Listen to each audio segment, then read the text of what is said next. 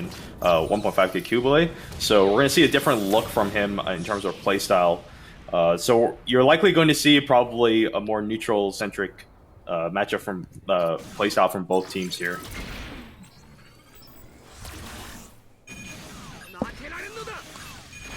Round Sour Garo from Legulus, pretty weak guidance, so it doesn't really connect with anything. Where you're also going to have to pay attention to is the fact that Legulus finals have a 32-second reload, so at that point this team becomes automatically weaker. Blue Destiny able to land the CCAB off of his machine gun, banking some damage onto Gushin here. Gushin just getting ready to punish there. Both teams resetting to a more neutral stance here. Strike Freedom getting some final damage onto Blue Destiny. But you're seeing a lot more, probably more passive play from the Legulus Blue Destiny side as he's probably run out of funnels at this point. Legulus likely hunting with that CSA. Gets landing punished by the Strike Freedom Garabi. Legulus trying to fish for a lot of Garabi damage. It does 200 plus, but hasn't been able to find that damage yet. Strike Freedom burst with the S-Burst. He's trying to bank a lot of damage onto the opposing side here. Gets a Zunda onto the opposing team for a little bit of extra damage, but that's as much as he can muster. Seed mode was also used there, so he has that unavailable for the rest of the game. Might have actually got landing punished by that Legulus Garabi if it weren't for the fact that he got cut. That was a good job by Legulus just to stay cool and neutralize that burst. Able to find a kill on Strike Freedom as well. With the Legulus pretty strong in S-Burst as well, just a lot of pressure coming out, so he's able to find the kill. Landing punish comes from Strike Freedom with the Garabi here. So we have both sides, the 3Ks are down, as well as Blue Destiny. So Efforts coming in from Blue Destiny, banging a ton of damage right here, and OC goes down. So now OC is looking quite dangerous with 73 HP remaining here. Legulus trying to look for this kill with this S-Burst. Good interrupt by Strike Freedom though. Recognizing that their win condition and their lose condition is from that Gushin. Gushin comes out clutch. He's able to actually come back and nice knock off Blue Destiny. It seemed pretty crazy at that point because of the fact that, you know, he only had 73 HP. So, you know, the fact that he was able to, you know, stave off that aggression from Legulus, and good read by Strike Freedom to cut for him as well. Yeah, it seemed like he got tagged by the machine gun as he spawned in too. So for him to stabilize that and recover from that unlucky spawn was a very nice job by OC. So game one going to the Bunker Bros as we're going to prepare for match number 2. All right.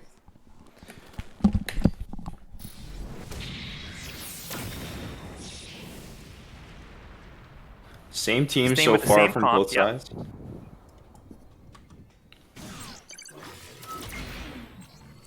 Legulus doesn't have a lot of damage outside of his AC, but Blue Destiny's exam form gives him a lot of damage, including an extra exam form from F-Burst. So that's something that might actually be able to call them like pull ahead in the damage race. So Gushin needs to stabilize as quickly as possible and try not to take as much damage here. Landing punish again from Strike Freedom. He's actually been able to do that a few times in the first match. So reading these landing punishes a lot, and with Blue Destiny sometimes when he's in overheating, he's just going BC fall back down to the ground for his boost recovery. It might become a little bit too predictable, and that's why you're seeing some landing punishes off of Strike Freedom. He's reading them really well.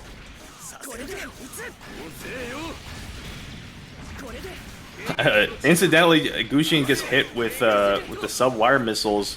Wasn't intended for him, and Legulus go down without bursting. So if he doesn't burst here, he might not be able to have access to another burst. But he does, you know, get funnel reload just from death. So he does get more presence in the beginning. And there comes the burst from Legulus, trying to probably get this OC onto Gushin, but he gets cut from Strike Freedom. So another good recognition from Mitsuano.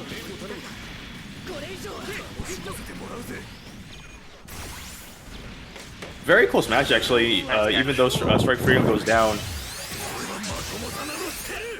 OC able to escape from that Blue Destiny damage with E-Burst, and Mooney's trying to go in with but I think he whiffs on that melee, and that's why you see him bank a lot of damage from Strike Freedom.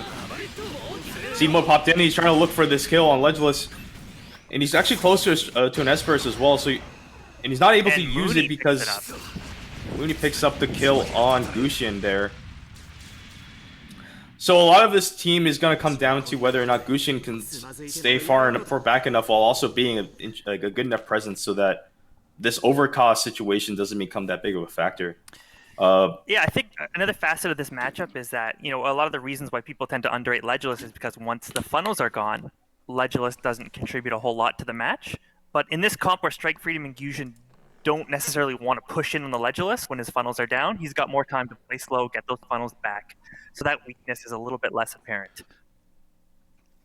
He does have a funnel charge on 2B as well, but doesn't seem like he's able to have time to charge it. And it's kind of a delicate balance because sometimes you're also sacrificing map presence as well as just some kind of offensive pressure just from charging. So it's something that not everyone that plays Legends uses, but it is something that is available. All right, so the next match, so the tiebreaker is getting started here. We're just getting into the match, and then we're going to switch over. But thanks to everyone who gave feedback on the stream. So this is a little bit of a new experience for us. Spectating has been really great for this game, but I admit changing cameras is a little bit clunky, but it works. So we will try our best to keep the action where it's best for you guys, but we will be swapping points of view for players based on when they will burst. So we will try that for now, and if you guys enjoy it, let us know. If you don't, let us know as well. Okay, with match 3 underway, you see Legel's using a lot of those funnels already, and he's already depleted, so we'll see how he continues to have an offensive presence in this match without funnels available. And you see that the ammo is not reloading that quickly. Again, it's a 32-second reloading charge. CSA is up though, and he does bank 110 damage onto Gushin. Rather weak damage for a CSA Garo, or only 110, but it is money in the bank, so able to get a little bit of extra damage with it. He still has assist up for fastball.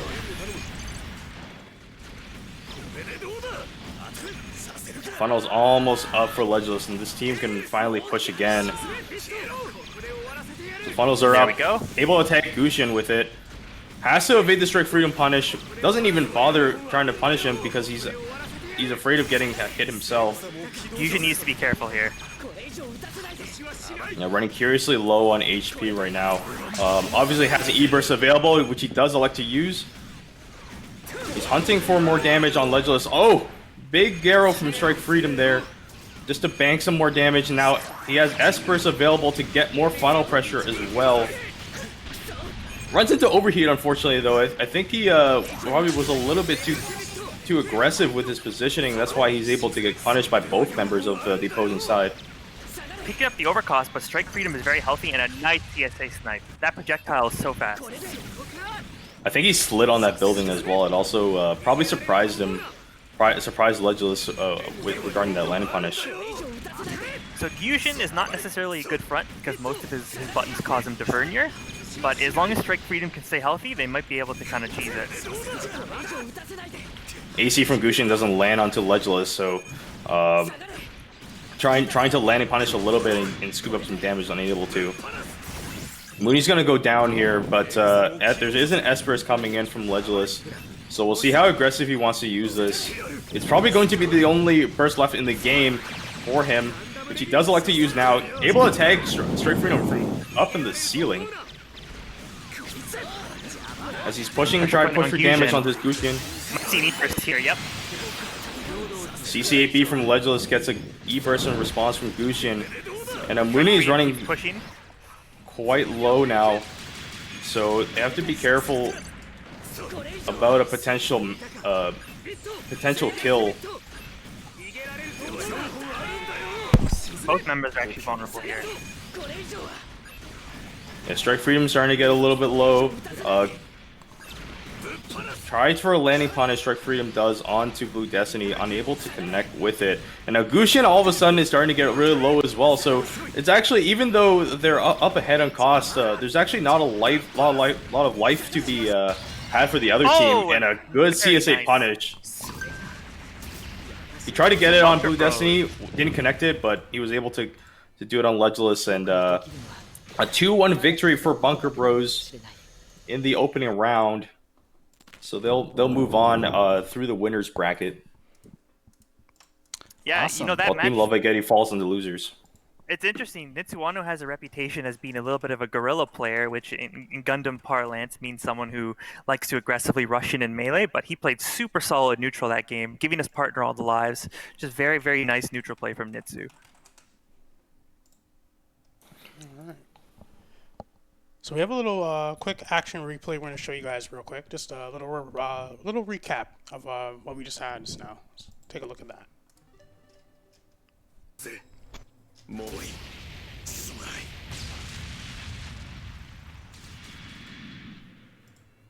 危ねえところだったな私が望んだエイデン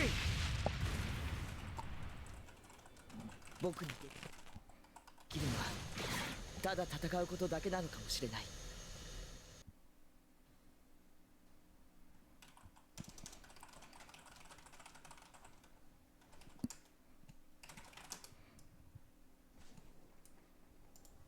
Okay, so yeah, let's just see here. Our next match we're gonna have, I believe.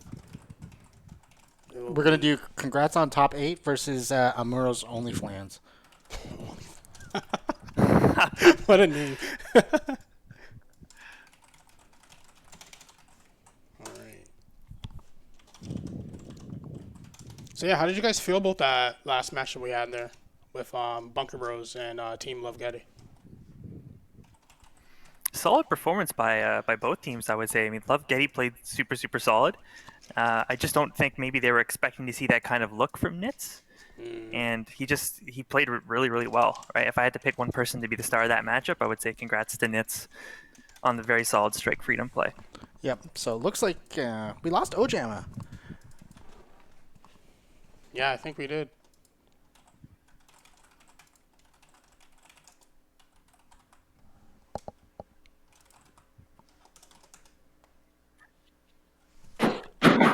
All right, so we are going to get the he's next back. team in. It looks like the match that we were going to get, unfortunately, it looks like they started early. So Oh, okay. so we're going to get another match lined up here. So yeah, so we were going to play Please Let Us Win in a whole colony, but it looks like they went ahead. So we're going to play Congrats on Top 8 versus Amuro's OnlyFans.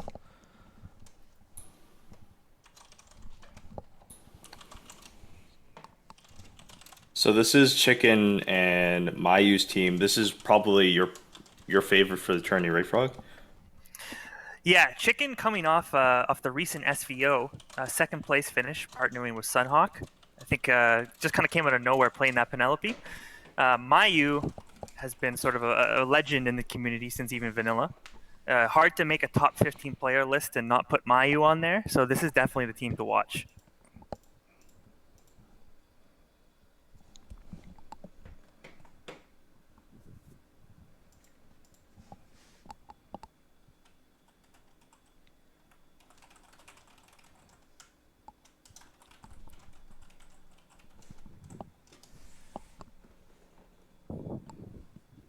All right, so these guys are just joining the lobby.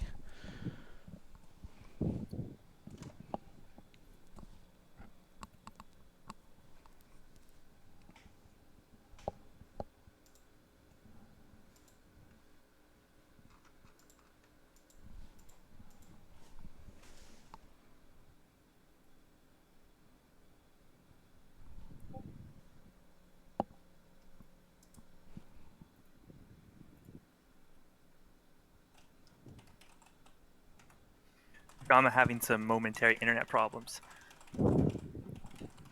Oh, is that what's happening? Yeah.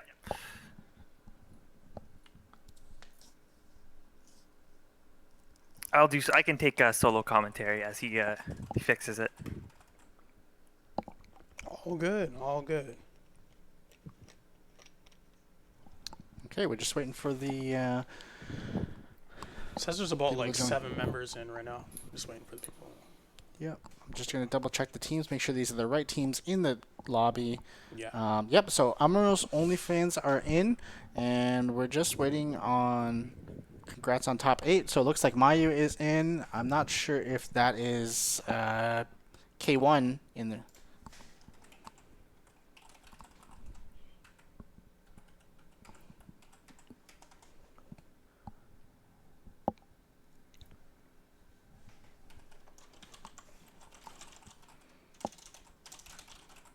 All right. So it looks like the teams are ready to go. Uh-oh. There's more teams. Oh. But I think I'm... Hopefully they realize that the That's top right. 2 teams are for A and Yep. B only, so we should be good. Yeah, I think they just pre-joined for the next match, so... Gotcha.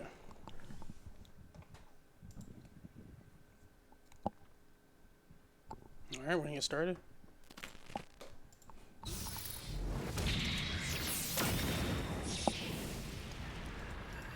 All right, going into it, Mayuyu and Chicken on that Penelope as predicted. Going against Not Biased from the EE community, also part of the Alberta community, playing his famous Epion, a student of Acid Ace's Epion.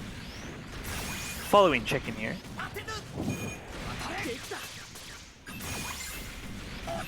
Timely block.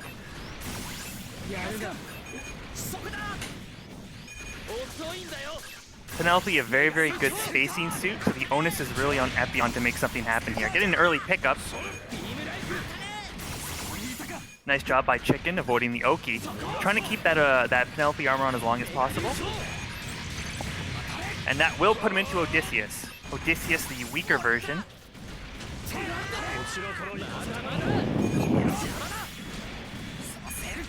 Able to stave off some aggression from Epion there.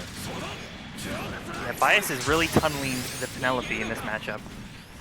Now Rafusco has to be careful. He's very, very low, and you don't really want to overcost Epion. Mayuyu, very, very healthy, just playing that Darkhound. This is what Darkhound excels at, obviously, just playing a very safe game. Bias does die first, so avoiding the overcost, which would be a disaster. And there goes Penelope. So you got to think in this scenario with Mayuyu as healthy as he is, Bias is thinking about going for the double kill on Penelope. So let's see if that shakes out. It's a good improvised combo to get onto Epion as well. But Epion bursts here. Not looking for zero system. He wants the extra damage from his burst, I believe. Nice job by Darkhound's Bias. able to get out. So all of a sudden, Darkhound going at half HP rather quickly, despite being in most of the match at full HP. Bias is And going to look for an Chicken Oki is here still to on win. Odysseus form here too. Chicken pulls it out. So Bias That was kind of scary to though. steal that game. That was scary. That was scary.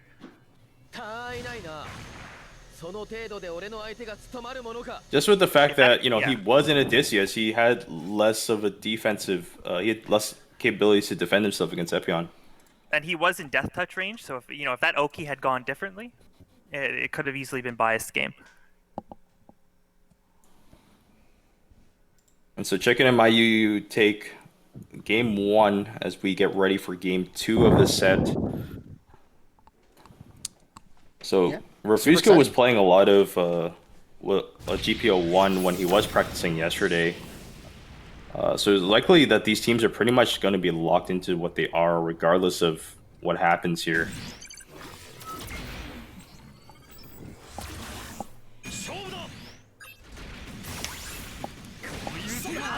But I guess you can tell just how capable Mayuyu is just protecting and backing for Penelope here.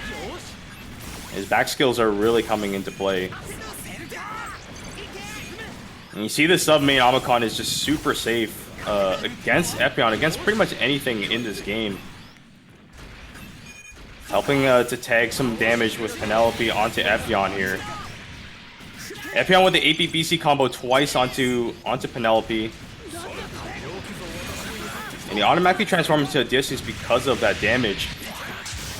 Boomerang confirm into a melee, has to evade Epion's whip, is unable to fully evade all the damage coming in from the opposing side. Esper is coming in from Odysseus, is able to land a kill on Epion there. So, not necessarily common to see an Esper in Odysseus form sometimes, but it was necessary there to get the job done for the first kill of the game. But now Penelope is in perma Penelope mode until death, which he does die right there from the hands of Refusco. We have a trend of doing that. Sometimes we just call things and then the opposite happens afterwards. It just happens. Still a very winnable game. You know, it's never out of range for Epion because of his damage, so a couple confirms, get him there. Garaby damage coming from Penelope. Not a very easy Garaby to hit, but Chicken's really good at hitting that Garaby out with Penelope. Epion's got to play back now. He spent his HP really a little tough. haphazardly. You're gonna see him play quite passive here. He doesn't have access to a burst either, so this is really tough. And Chicken will catch him. It's hard to keep an Epion down for so long. Yeah, I'm not sure Bias had to force it there on Chicken if my Yu was the win target, but he made the decision to try and go for the big play to win the game. Didn't pan out, but well played by both teams. I think Refusco had barely even spawned at that point too, so might have been a little bit too hasty on his part to try to make something out of this game, but they were quite behind anyways. Yeah, you can't fault him for going for it. But that will be 2-0 on the side of Chicken and my Yu. So they move on in the bracket. I believe they're gonna play against Pure Steve and Lulby later on in this tournament. All right, we're gonna do some replays here. Yeah, this Espers came in quite clutch.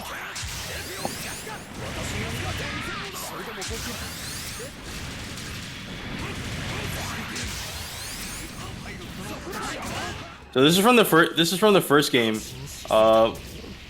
but yeah, you can see a recurring trend of just how calm and composed Chicken is when it comes to defending against Epion. Every time basically Epion wanted to make a big play, he was able to shut him down either through Penelope or in Odysseus form. There's also a big Garo there as well, just to put Epion down in the second match and cause him to have such a low health pool where and set up that final stages of the match where Epion was forced to try to make a play.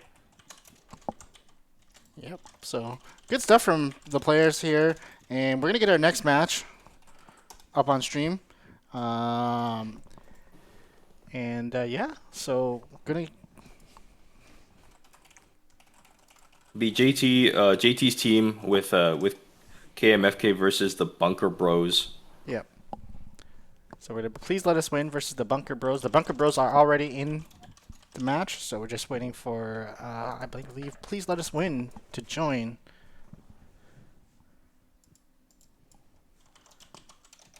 Frog, what do you have on the Please Let Us Win team? Kind of a funny team name, just because it seems like they want to match fix some stuff, but They're openly admitting to rigging the bracket, to fudging the numbers, but so that team is composed of JT, who goes by Nero now, and KMFK, known by as Kevin in the Toronto community. Kevin, a little bit of an oddball player, plays a lot of weird suits and likes to do things for the memes, but a solid player all around. JT, kind of renowned for his Exia play, which I hope we're going to see.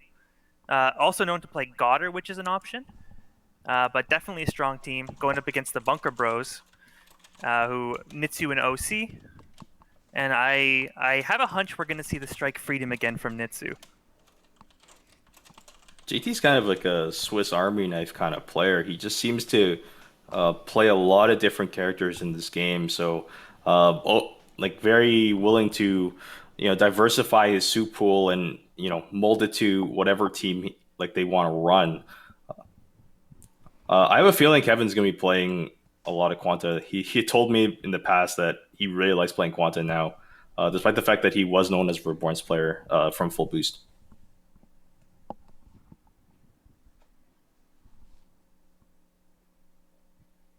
I think our players are all in right now. Yep, looks like it.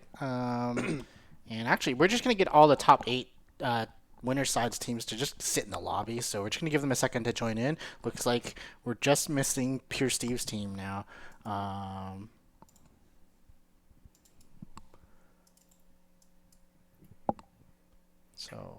But maybe we'll just go ahead with the match. All right. And then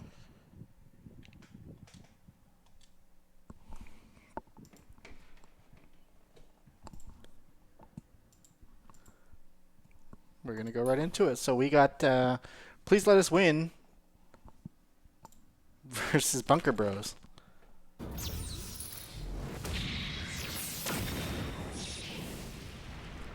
JT went on Gion with Quanta. I know they practiced like this, but they practiced a lot of different comps, so didn't actually know what they were going to run here.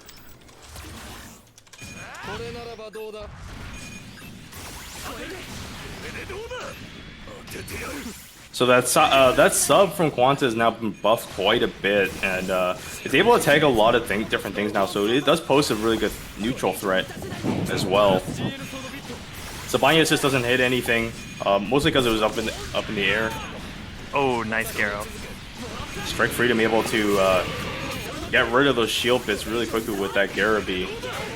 So very clear pattern emerging quickly here. The Gion and Quanta team wants to push aggressively and force scrambles, and Strike Freedom and the Bunker Bros, they want to get the hell away at all costs. Kevin's Quanta is quite aggressive naturally anyway, so they do want to cause a lot of chaos, and you can see a lot of damage already poured in very early in this game as Quanta goes down, but they're still looking quite healthy from a team perspective just because of how low Strike Freedom and Gushin are. Gushin takes down Yonder. So we'll see if Strike Freedom can make some magic happen, as Gushin is going to try to stay as healthy as possible without dying at this point. Burst comes in from Quanta, looking for the Strike Freedom kill, wins the Rainbow War, and is now going to engage on Gushin, and he gets both. That's a crazy sequence where he just gets 2 kills in a matter of 5 seconds. Here comes Strike Freedom's burst. And he negates Strike Freedom's burst with a good CCHB combo. Gian is starting to look really low though, so all of a sudden this is actually quite the even game where any back player can die almost immediately at this point. Rainbow War comes in and Gion's able to cut down Gushin. That BC shield was able to help him out. So when he ever has that activated, as long as he's facing forward and not attacking, he'll actually be able to deflect some damage, whether range or melee. So that helped him out there in order to secure the victory. You know OC is sweating right now. His hands are shaking after that one. That step 4 could have gone either way. Right now, JT is probably in Discord saying, I'm nice, I'm nice. Yeah, JT has also like a semi-aggressive playstyle even with backsuits. Is why his actually is also quite good as well. But I know he's been practicing a lot of Gian. Unsure if he's going to keep using Gian for the rest of the journey, but it did work out for match number 1 as we head into game number 2. We'll see if anything different changes on the Strike Freedom Gushin side in terms of positioning and health management, because they got burnt down quite quickly in the early stages of the game. Landing punish from Strike Freedom onto Quanta. With those funnels out, able to tag Quanta because of that extended hitbox. Clash from Gushin coming in for some damage, and Quanta did block a little bit of other incoming damage because of his shield bits, but gets tagged with another Garo there. Eber's flip was forced out on the side of on Gushin. Yeah, it looks like they're running the bomb comp. They might give Gushin all the lives. What do you think? It might be, but he's gonna have to play a little bit more aggressive if he does want to bomb this life and try to trade as much HP as possible. Quanta goes down via Strike Freedom, and Gushin is running a little bit out of time here. He has to make a decision on whether or not he wants to be aggressive and die at this point. Quanta trying to bank some damage in on Strike Freedom, which I think he's able to. The extra damage also in Seed Mode, so Seed Mode allows Quanta to deal 1.5 times more damage onto Strike Freedom. forcing an instant CSB seed mode from Strike Freedom to get away on spawn. As he's trying to grapple onto Gyan there. Goes down via AC. And this is he has the BC shield up as well to probably deflect some oncoming attacks. Quanta is able to clutch it out with F burst. Buster Sword F burst with Quanti's capability is really strong. He's able to bank a lot of damage consistently so far in these two matches. And you see that just the power of F burst on Quanta, able to close down a lot of kills on these past couple of games.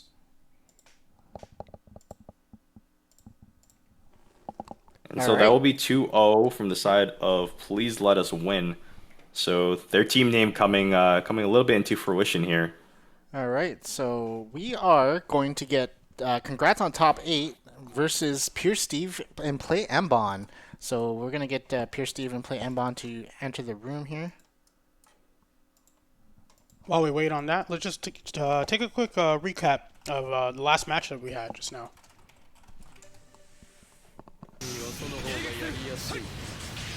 So this is where Quanta was able to get a lot of damage and a lot of value out of this F-burst on the first match. And this is pretty much what's spiraled the game out of control here. Yeah, Quanta was able to use an F-burst to really throw off Bunker Bro's cross coordination. A really nice job by Kevin to capitalize on those F-burst opportunities. I think he was able to capitalize on every single one of them.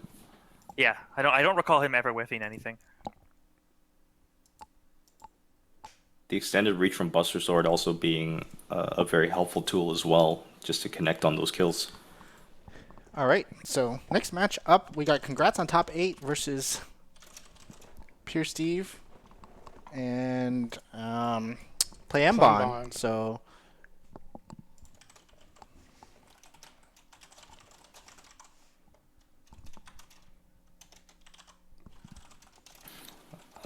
Frog, what do you have on Pure Steve? And it's Play MBON and Smash Bracket. He also goes by Lulby. They've participated in a lot of tournaments already, just from SVO, Danger Time. What's your take on those guys? Yeah, you can't really discount the fact that these guys have been playing together for every tournament, and they've played consistently, right? They know their comps, they practice those comps, and they're good at their suits, right? Lulby being a V2 main, Steve liking the Kubele and also the Humbrabi, but perhaps better known for his Humbrabi. Interesting to see what we'll see out of them here. You know, they have their work cut out for him, playing what many people consider to be the favorite to win. But I would say don't sleep on these guys because experience does count. Yep, going into the V2 Humbrabi. And these guys have basically only been playing the game just from the game's launch. They don't have much experience from previous games, so their rate of improvement has actually been quite surprising and a good thing to see. Yeah, these two players We'll see how much value Victory can get off the initial Assault Buster mode here. I was able to land a shot onto Penelope. It's 2 shots, and it's a lot of damage, actually, from Assault Buster. Yeah, 2 shots is all you need. So from this point, it seems like this team, because they don't have Assault Buster mode, they're probably going to play a little bit more defensive. If they're able to get Penelope into Odysseus mode, this might be some more passive gameplay from both teams as they try to wait out their time power-ups here. Doing a good job so far. You know, a lot of where their comp runs into trouble is when you have to play back and Humbrabi kind of has to front. Sometimes that puts Humbrabi in overcost territory, but nice job by both guys. Not taking any unnecessary risks in winning the neutral game. Another Assault Buster form from Lulby. A mad scramble in the corner as everyone but Darkhound is basically in the corner of this map. But you've got Esper's Penelope, which is the strongest, one of the strongest things. One of the strongest high pressure things in this game. You're gonna see an Esper's come out of Humbrabi as well, and he gets extra sub ammo in in burst.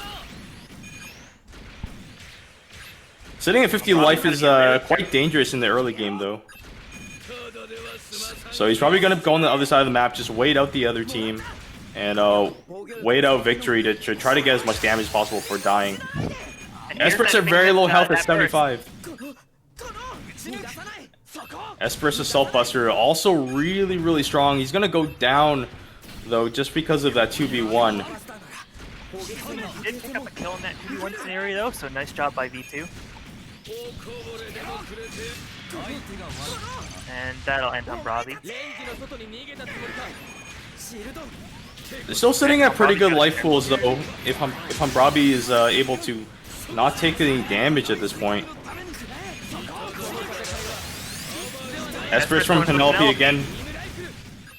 V2 Talked about how dangerous this is. Nice stop by Hambrabi.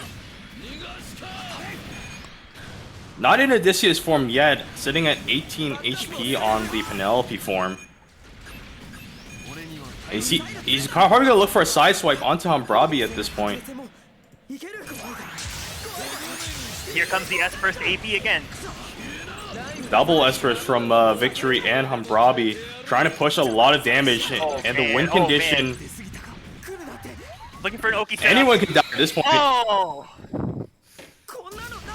You think maybe the 2B shield was probably a little bit too too cute there? Yeah, a little bit too cute. But we've seen this before in the matchup against Bias, right? Chicken has managed to escape the Oki setup each time using that barrel roll, that sub roll. So proving resilient against those options. Just hit wake up buttons. Chicken, a longtime Penelope player, and knows his defensive ins and outs as well on this suit. Just played a lot of games in Penelope. That was a really nice game played by Stephen Lobby, though, keeping it super close and competitive. Yeah, I think Lobby's already going to regret setting up that 2B shield at that point, because I don't think anyone expected him to die there. So here we go, match number 2. Despite the fact that Hambrabi and Victory haven't been playing this game nearly as much as Mayu and Chicken, this first game was relatively close. To see if they can change their fortunes this time around. Penelope using a lot of that BC dodge to evade some incoming damage. Misses a Garo punish. The guidance on that is in muzzle correction is rather weak, so. But Chicken is very good at hitting that, though. Sitting pretty at 700. Lol B is a friend of Chicken, has learned the game from him. So master versus student is playing out in this tournament right before our eyes. I'm probably sitting at half HP though, just from the early portions of this game. A lot of damage being banked in from Penelope onto Hambrabi. We'll see if Assault Buster gets any value off of his main here, or even a big Garo damage to come in. He goes for the Garo, but he does get interrupted, so kind of probably a little bit too greedy of a Garo beat just up in midair like that. But you see the spacing and the neutral positioning from Chicken and Mayu here. Almost feels like an Iron Fortress, just the fact that the opposing side can't bank any damage this time around. Chicken's made a crazy adjustment here. He seems to have their timing down. And this isn't surprising. Nice based on his performance from SVO as well. Good block on assault mode. Yeah, if you can take a set off Yo-Yo, you're good.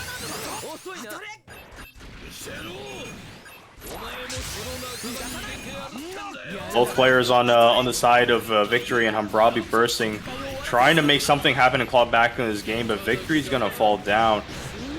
Playing out of desperation at this point, did not try to get into losers. But Penelope is gonna try to shut that down with an S-Burst, but he does go into Odysseus form. Melee combo comes in on Victory there, though the rare melee combo from Odysseus.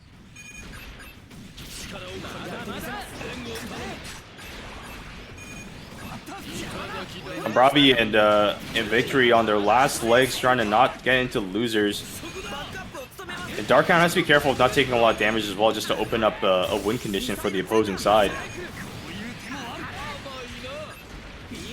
Bravi trying to scramble to restabilize in this match, as he's falling very low, 77 HP. He does have a burst available, though, to try to maybe get himself out of trouble. But Victory's also on a timer here, so they're going to have to make a decision on how to claw back into this game. That last Time double burst again. Gets a kill on Penelope. They're going to have to bank a lot of damage into Darkhound at this point. A lot with the 17 health. Still both teams staying alive, though. E-Burst comes from Darkhound to reload, and unfortunate timing on the pack release. Pack release time with the burst. And if you've ever talked to Lolby before about input eating on burst, that also might have happened as well, coupled with the pack switch there. But a convincing 2-0 from Chicken and Mayu there. But you can tell, experience plays a big factor just from playing the game for so long, and you just see them pretty much dominate game 2 at that point. Yeah, good adjustment by them, especially since game 1 was so close. Definitely, hats off to Lolby and Steve, starting the game pretty much with MBON and staying competitive with 2 veterans who've been playing the series for a decade or more. Looking forward to see how they continue to develop. Mm-hmm. Well, they still have another chance, but let's take a quick look at some parts of that match there.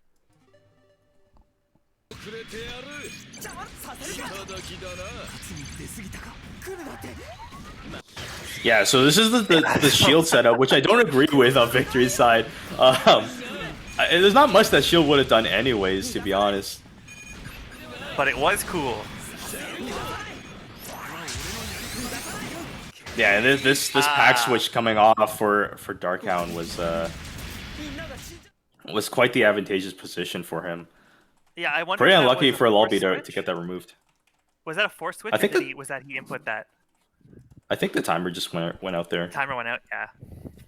Yeah. So really unfortunate, but Darkhound able to put in a lot of pressure, especially when he needs a kill. That machine gun is the double-barreled machine gun rather is quite strong. And when he had E-Burst, he just had everything available, so just a lot of pressure coming in to confirm that kill. All right, so just a quick update on the brackets. We are in the top 8, so I have asked all the remaining teams to join the lobby. And then once they're joined, we are going to get this show on the road for top 8. All the remaining matches will be streamed, so we've got quite the show coming up still.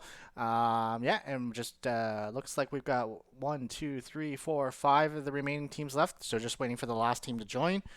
And we will continue our journey through top 8 here at Operation Crossfire. Once again, thanks to everyone who's tuning in. We hope you guys are enjoying the stream. We do apologize. I know some of this is a little bit rough. We're learning as we go. What's the secret of the instant replays, Roldy? I will literally tell you it is a $2,000 question. Yes. So yes, no, it's part of our software, but unfortunately it is an expensive piece of software, but we use it every day, so it's part of our job, so we do have it. So once again, thanks for watching. We really appreciate you guys tuning in, and of course I'm sure the MBON community appreciates this as well. If you're not already part of it, make sure you search it up. Ojama, where do we find you guys on Twitter and Discord? I have been streaming again on Twitch recently. So my Twitch is Ojama905. Frog used to stream, but I don't think he does anymore, which is a shame because his streams were hilarious. I'm too toxic to stream. You heard the man. Ojama905. Make sure you hit that follow button. Not sure if you're affiliated, but if you are, hit that sub button. Support the man, support the community. And of course, if you guys are enjoying the stream, hit the follow button on us. We have a lot of events that go on, and like we said, we're really happy with the turnout. We're looking forward to doing more, and we definitely are. So I know at some point OGM and I are gonna have to pick a weekend in January to do another one. So we're looking to right now do this monthly for now, and who knows, if it's really popular, maybe we'll even go to a bi-weekly or weekly. So guys like Pure Steve who know us, we know we do events all the time. Basically, it's we do bi-weekly fighting game tournaments, we can add you guys to that schedule as well. Obviously, time's a little bit of a limit on weekdays. So for now, we'll stay on the weekends, but we'll see how that goes. But anyways, I'm going to stop talking because we're going to get right back into this bracket. We are going to have Bunker Bros versus Amuro's OnlyFans up next on the stream. So we're going to get this started. Looks like everyone is in here now. And all right, so I'm going to pick these teams here. So Amuro's OnlyFans versus Bunker Bros. And this battle will start shortly. So this is our losers quarterfinal. Yep. I was gonna ask, what do you think about Amuro having OnlyFans if that was actually a thing? Like, what do you think? What kind of content you'd have? And send the link. I didn't say nothing else. Send me the link. You think there's a guy who's just like it. making one? We got Nitsu once again on the Strike Freedom, staying with their comp, going against Not Biased on the Epyon. Nitsu and Biased kind of enjoy playing together, both similar outlooks on the game, in which by that I mean two monkeys. But going right into it, nice pickup off the funnels.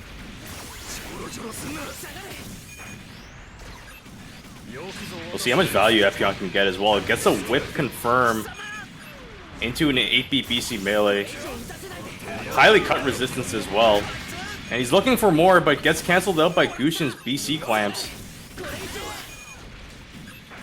We'll see what happens with this team because Gushin tends to fall low in the health pool here, so they might make an adjustment where Strike Freedom just gives them a lot of the lives here. E-Burst comes in from Gushin. And Strike Freedom is able to stave off that aggression from Epyon. But it's going to be a lot harder now with F-Burst, so... Gets the whip confirm into super, easy nice. 296 damage combo. It's going to bring this this match quite close. Everyone's quite low here. But they do get the overcost and the kill on Epyon at the same time. Also, they don't get the overcost. Epyon actually died first. Seed mode plus S-Burst coming in from Strike Freedom. He's looking for that kill onto GPO1 because that is their win condition here. I think that's a super from. That's a super, yeah. So if it doesn't hit, it's very telegraphed at the end, and Nitsu making that recognition and able to get the kill there. So 1-0 on the side of Bunker Bros. And so that's the kind of risk versus reward thing on that super from GPO1. And that's actually most supers in general. Sometimes if you just whiff it and it could be life or death at that point. Yeah.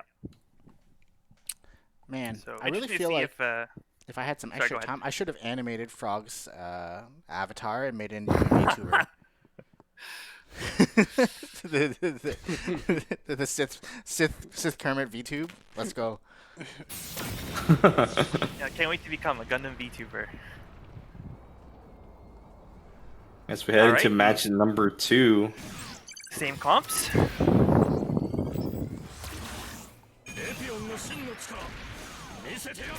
OC and Nitsu were also practicing a different comp. Just a couple days ago as well, but they did opt for this Gushin Strike Freedom combo.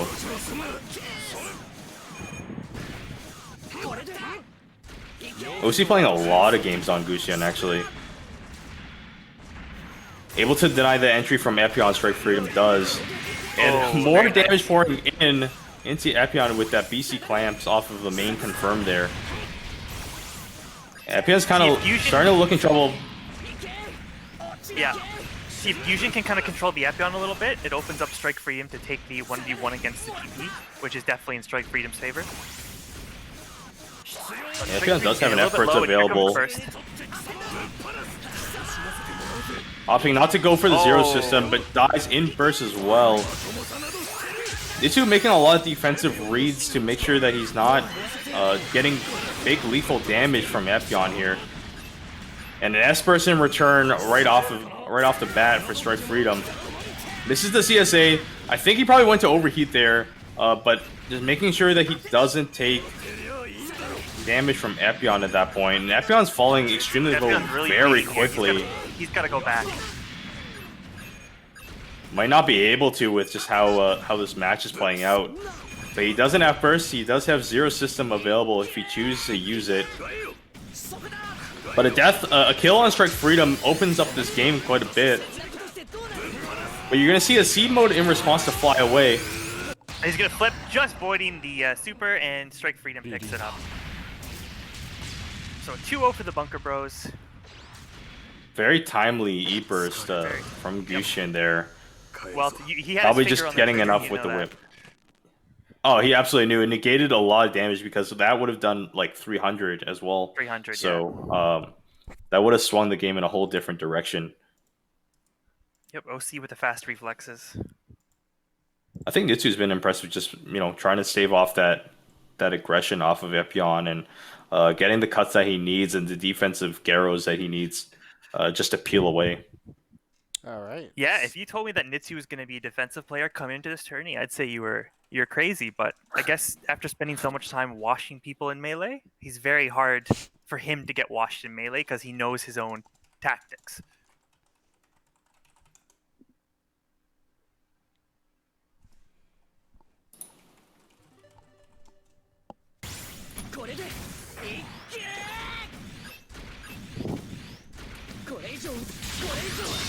So yeah, this is where in game one where both of them just died at the same time, courtesy of Strike Freedom and Gushin. So that basically swung the match to a point where it was hard for Epion and GPO1 to come back, just because of how untimely those two deaths were.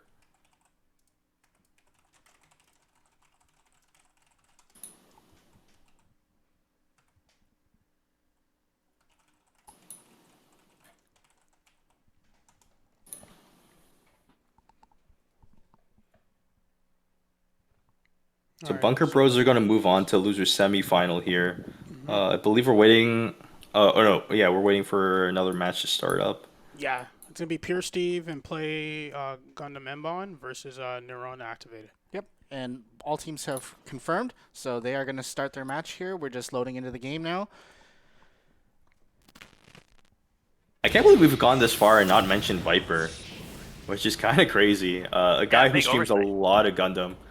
Yeah, huge streaming hours, and he's poured a lot of practice into this game. So, Well, I mean, they started a little weak. They went to losers right out of the gate in round one, so they've been playing through losers bracket, so they've managed to hang on and now are on the stream for the first time.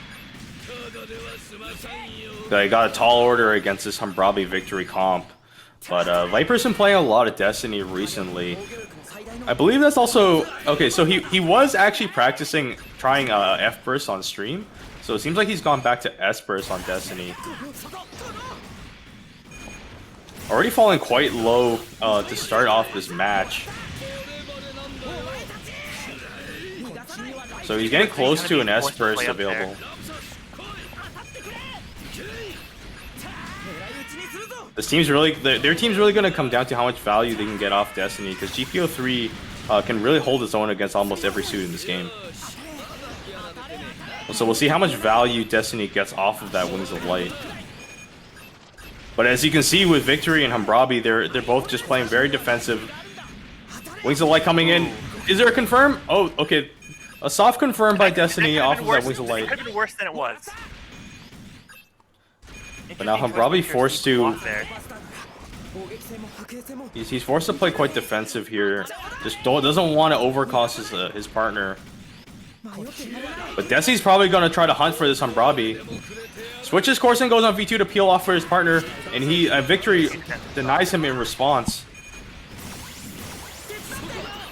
So it seems like Hammurabi and Victory have stabilized this match to a point where they're comfortable just playing at this range. An unfortunate Vernier there. Steve gets it and has to burst in response. Might save him from the overcost though. Esper's coming in from Destiny as he's chasing for this overcost kill. Gets popped up by GPO3 missiles, and that's what gets the overcost going. Victory falling to 2 HP, with the Esper's defense actually saving him from death there.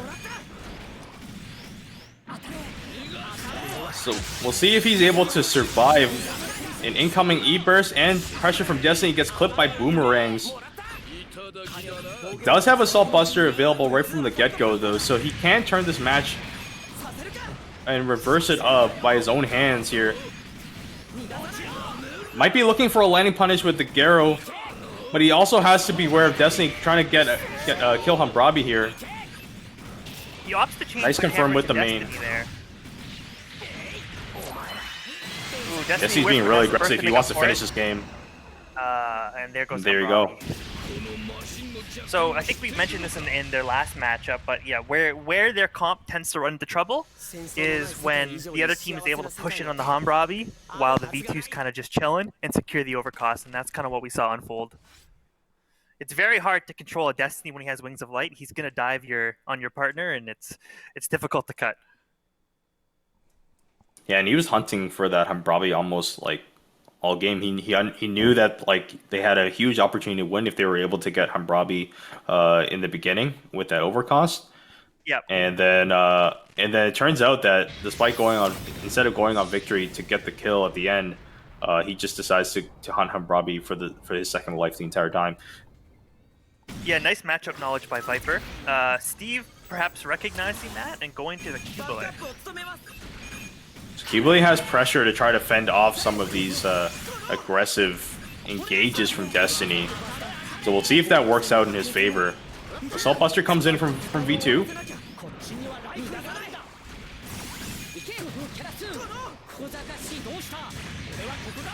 Destiny with a confirm off the Wings of Light main. Goes for a neutral melee that might have lasted too long, which is why he gets cut a little bit.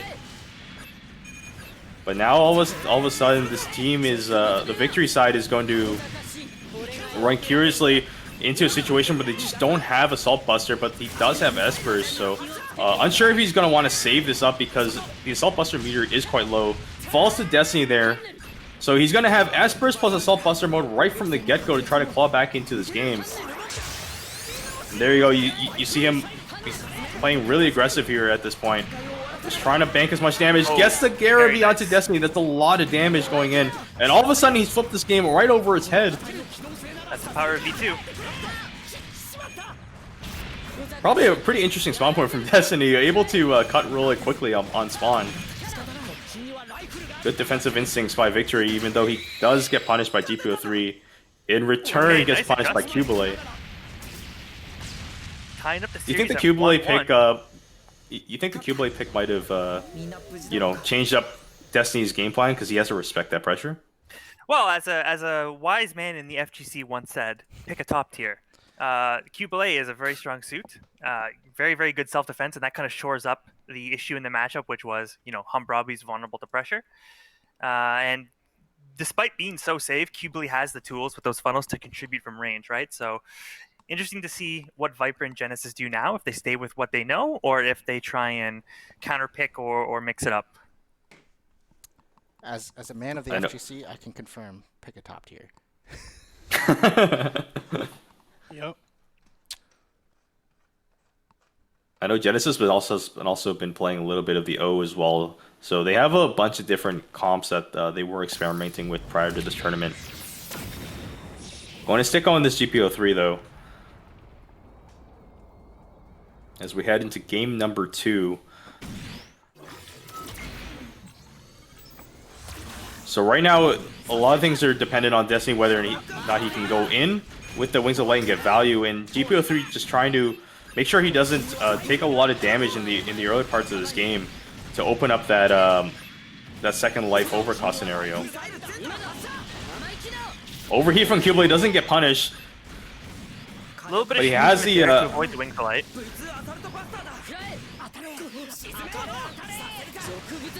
Probably going to start playing quite passive here. He does have a Assault Buster victory to help him lead the way. So we'll see who Destiny engages on here. Arrow missing from GPO 3. Something with really, really good muzzle correction as well.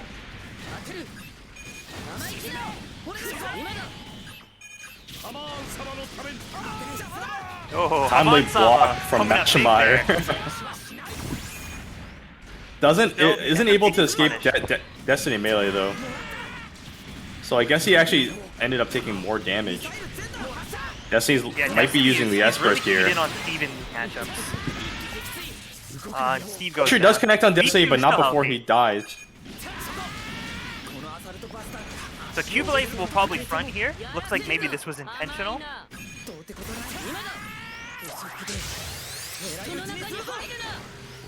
We'll see what kind of E-burst value you can get off of here. They also might just, just cycle around the map and play defensive. That's also another option from this team. Destiny still nearly at full health though. Has all the tools he needs to continuously engage, whether he on victory or on Cubelate here. Probably trying to wait out this Assault Buster as well. Alright, so Matchmeyer actually blocked that Destiny AC main, and then coupled with the pressure is able to back off against Destiny. So that's kind of the difference that Cubelate makes it compared to Hammurabi here. I don't think Lobby has lost HP in a minute. Doing a good job conserving, but they need to find some offense. Steve going down Cubelate again. goes down, but he does have an E-burst with the death bonus. Immediately bursting You on take Wake those. Up, You but take those. we'll see what Destiny can come up with. Another pressure from Cubelate to get off of Destiny there. And now the side of GPO 3 and Destiny starting to look auspiciously wow. low, and Destiny gets finished off. Well, it wasn't perhaps a pretty game. We had 2 deaths on the 2.5K, but maybe that's intentional. Despite that, they pull it out in what was a nail biter. Good clutch performances by Victory and the Cubelate switch from Steve as well, proving that worked out for them better than the Hammurabi. And they've mentioned to me in the past that that's a team that they want to go forward with more compared to Victory and Hammurabi. So we'll see what they want to do for the rest of this tournament. All right, so next up, we're going to have winners finals. So this is a first of 3, so we're just going to let the players know that they are going to be up next.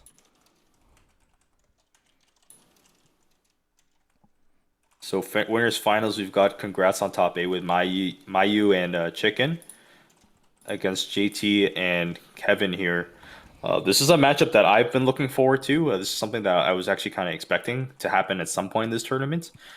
So curious to see how much value Kevin gets off the Quanta against a more defensive laden team with Penelope and Darkhound here. Yeah, these players know each other well. These are all old blood guys who've been playing since Full Boost and Vanilla in most cases. So just a continuation of, not a rivalry, but a legacy of these guys playing each other. Interesting to see who's going to come out on top. I'd really like to see some Exia from JT here, but let's see if he feels like it's in the cards against Penelope. It's a difficult matchup for sure.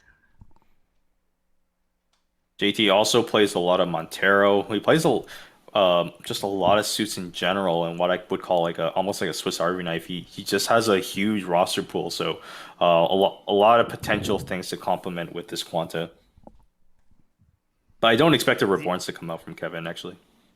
ZGMF asking who's Kevin in chat. I'm referring to KMFK.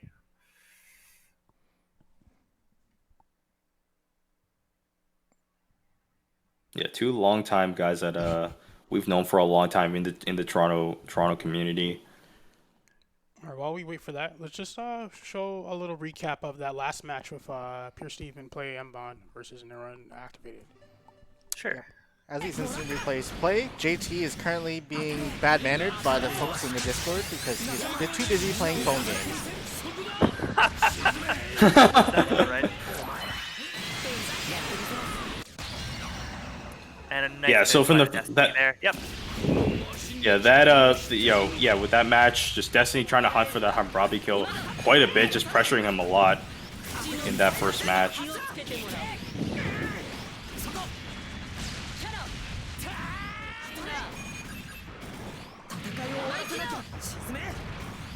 But you see this power of Assault Buster in S-Burst, and that Garo damage is just able to, change the tide of the game so quickly.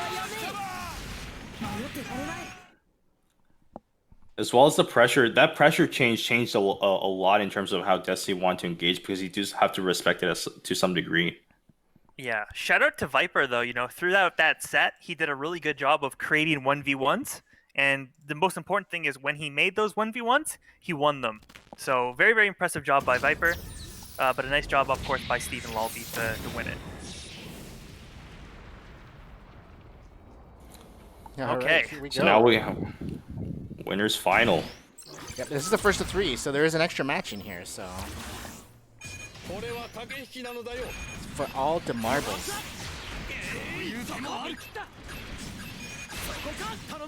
Yeah, so interesting to see how much value Quanta gets in here against a Penelope and Darkhound team, because there is a lot to look out for with the missiles with the main, as well as the defensive capabilities of Darkhound. Shield Bit's coming in, and Wow. kind of a wild exchange there with Penelope. Initially had the hit, I believe, on Penelope, but Penelope able to tidy up that confirm. You wouldn't Main expect sub cancel onto Penelope to Darkhound. test Quant in melee, but Chicken is a crazy man, and he does not care. Darkhound trying to go for that fancy whip defense. Able to get away from Quanta, but now he has an F-burst to try to engage on this team again. Possibly a good timing since Penelope is into Odysseus form right now. And he's going to die without using his burst, so perhaps a missed opportunity to put some pressure on the board. Yon also falling low as well. And we're going to see what Quanta gets to go into the Quantize, so he's going to lose quite a bit of burst meter here. And as we see that Darkhound actually goes down. Nuke coming in from Gyan. I don't know if that's going to get a lot of value. Not? Narrowly misses Penelope there. But an Esper's Penelope, quite scary, able to get a lot of pressure and get Gyan. And now Quanta is falling really low. Not sure if he's going to be able to quantize or if he wants to quantum burst here with so much pressure. He might have to now. He looks like he's having free health.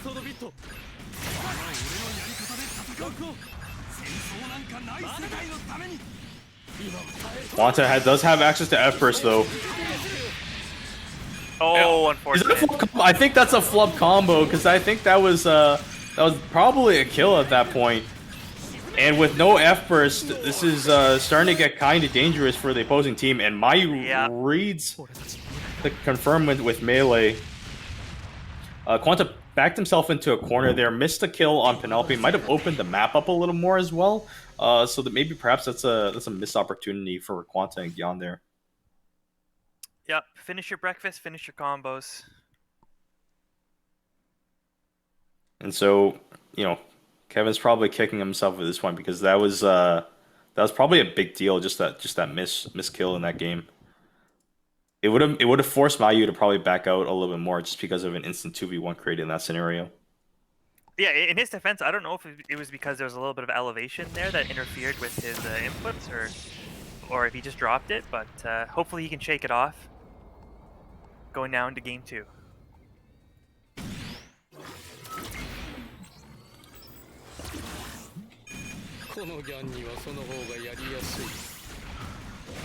As we start game number 2 with Darkhound's perspective, going to try to establish some spacing against the other team. Quanta taking a lot of early damage, courtesy of Penelope with his main and missile combo. But you can see how Mayu's spacing quite well against the opposing team here. Gonna have to wait for a reload and his assist to come back up. And that's a good cover by Penelope as Quanta was engaging on Darkhound, but Penelope there to peel off for him. He's gonna eat a Zabanya assist, but it's not that big of a deal as he's still in Penelope form. I believe he actually... Oh no, he actually is now in Odysseus form here, but they have a huge life advantage over Quanta and Gyan. Unsure if Quanta wants to burst here, which he does. Going to engage on Penelope and Odysseus rather, and just loses that engage. So a big swing in Darkhound and Odysseus' favor here. Gyan trying to come in and force something to happen with his F burst, and gets denied by the Darkhound defense. You know, if you're Gyan in this matchup, who do you really want to approach? It's really hard to press Darkhound, and it's even harder to press Penelope. Penelope finally goes down, but not after he used S-Burst to bank some more damage in. Things are looking a little bit worse on the Quanta Gyan side here, as Penelope is nearly full health, and he still has a lot of HP in that Penelope pack. Darkhound with 412 as well, so not an easy task for Quanta and Gyan to chip through this.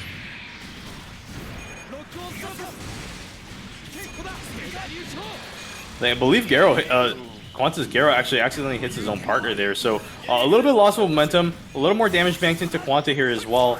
So an engagement, F-Burst gets denied by a CSA swipe. One of the best players to do it is Chicken. He's very, very, very timely with those CSA swipes.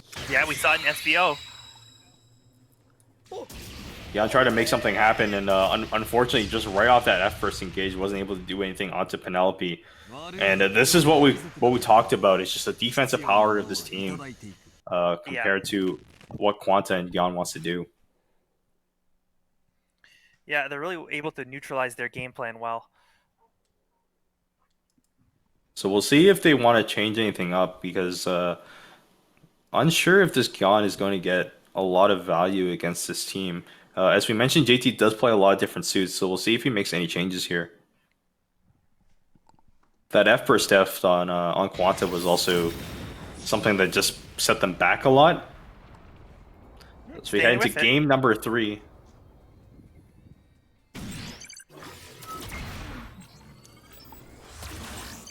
This is match point for Chicken's team.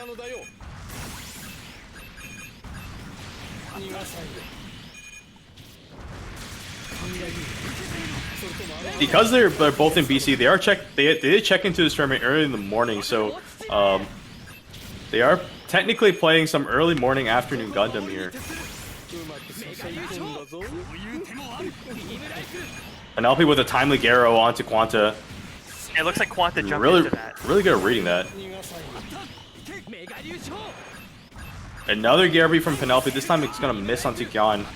But the damage might have already been done to Quanta, which was that much damage pouring in. And you see Gyan getting popped up by those sub-missiles from Penelope. Evades the CSA swipe. And he falls down overcuts. This is not looking good. Gonna take a lot to try for them to come back. Okay, shield bits actually did deny a little bit of that damage, but not enough to save Quanta there. Gyan managing to get in on Penelope here. And we see an S-Burst off of Odysseus just to defend himself a little more.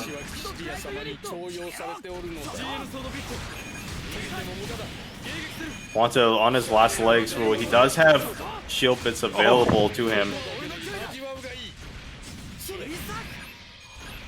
Still a tall order to come back into this game. You're going to see Gyan play a little bit more aggressive to kind of put the pressure off of Quanta, but now they've all fallen into double-digit health pools. E-Burst comes out from Darkhound to negate some of that damage, and immediately finishing them off with the double-barrel machine gun. Yeah, interesting choice by KMK there. You know, he had the downtime where he could have activated CSD if he wanted to, just for the extra health, but he opted not to. I guess because he thought that he had a better chance to win if he kept his tools. Yeah, maybe that's a question of, you know, just trying to win or lose later. And Lose later, yeah. you know, you do lose a lot of damage potential and a lot of comeback potential once you quantum burst. So don't really fault them for not choosing to do that. Should also note that if you do quantum burst on your first life, you do gain a little bit more meter on in F burst as well. So that's something that was also worth considering. But you can see the trend was just not able to really get the damage trade in on the side of Gyan and Quanta just because of the ironclad defense from Penelope and Darkhound. Yeah, make no mistake, KMFK and JT are an excellent team, but Mayu and Chicken demonstrating why they are regarded as the favorites. All right. Yeah, so there we're might be gonna- a matchup issue there as well too, just with just with how the teams are constructed. Definitely. So we're gonna get on with losers semifinals. We're gonna get Pure Steven play MBON versus the Bunker Bros. So a Toronto on Toronto matchup here. Toronto on Toronto Violence. We'll see what Steve chooses here, whether it be Hambrabi or Cubole. He's shown that he can play both, so perhaps this is a matchup decision based on what he likes and doesn't like against the opposing team here. I want to see the age one. I've been waiting for the age one this whole time. But you've seen that Garo value come in for Penelope in these matches, and it's really swinging the matches in its favor. I believe in that match, Gyan tried to make something happen. He's unable to get a lot of value on Penelope. That was actually a friendly fire whip that actually probably saved his teammate some damage.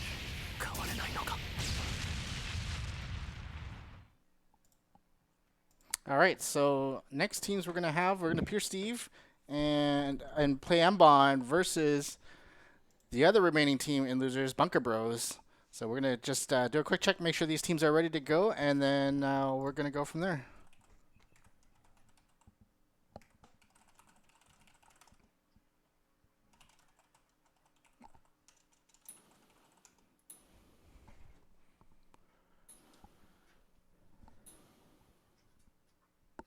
Interesting to see if Nitsuanu takes the Viper stance here and tries to aggressively go after Steve. We know he's got the tools and the temperament to be aggressive, or if he'll stay with the more neutral game plan he's been showing us so far.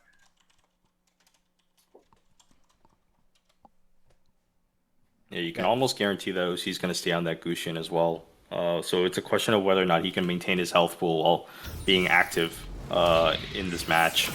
Yep. And this is loser semi, so it's the first to two still. So switching back to the Hambrabi. Play your main.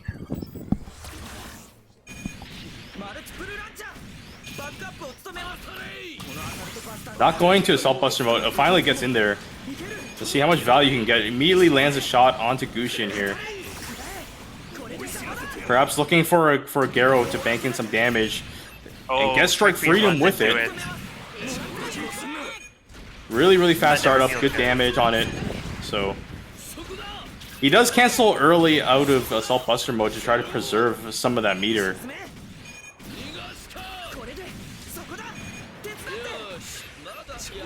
Hambrabi hasn't taken a hit yet.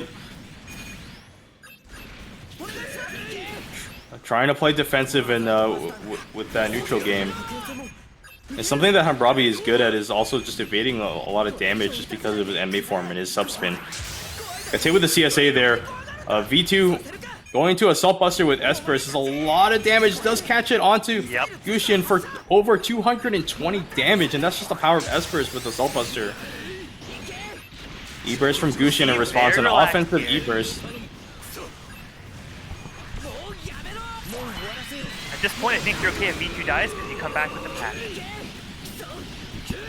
Yeah, they're probably not concerned with Victory dying here at this point, just because they do get an immediate power spike with Assault Buster as he goes down. Yeah, and Steve starts to take damage if V2 dies, so very timely there, avoiding the OC. Esper's coming in from Ambrabi, immediately going into his sub barrel roll. And Gushin's going down, so another kill on Gushin will seal this game, as Victory is probably waiting for this Assault Buster to go ham. Killing him probably doesn't seal the match for them, so they might also look to kill Victory twice. Oh, Get the landing punish on Strike Freedom there. That's a lot of damage, but he does have Espers to try to make something happen. Whiffs on the AC, not realizing he was out of ammo.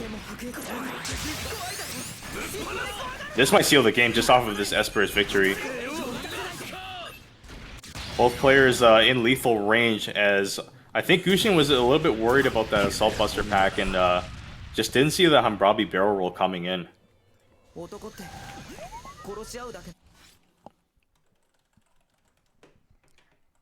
And so you have Pure Steve's team taking game number 1 out of a best of 3.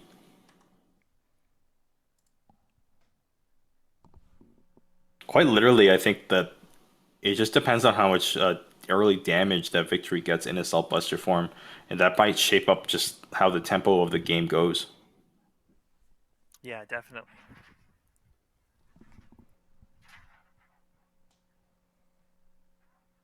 Probably unlikely to see any suit switches here, just because this is something that I think both teams are very comfortable in running.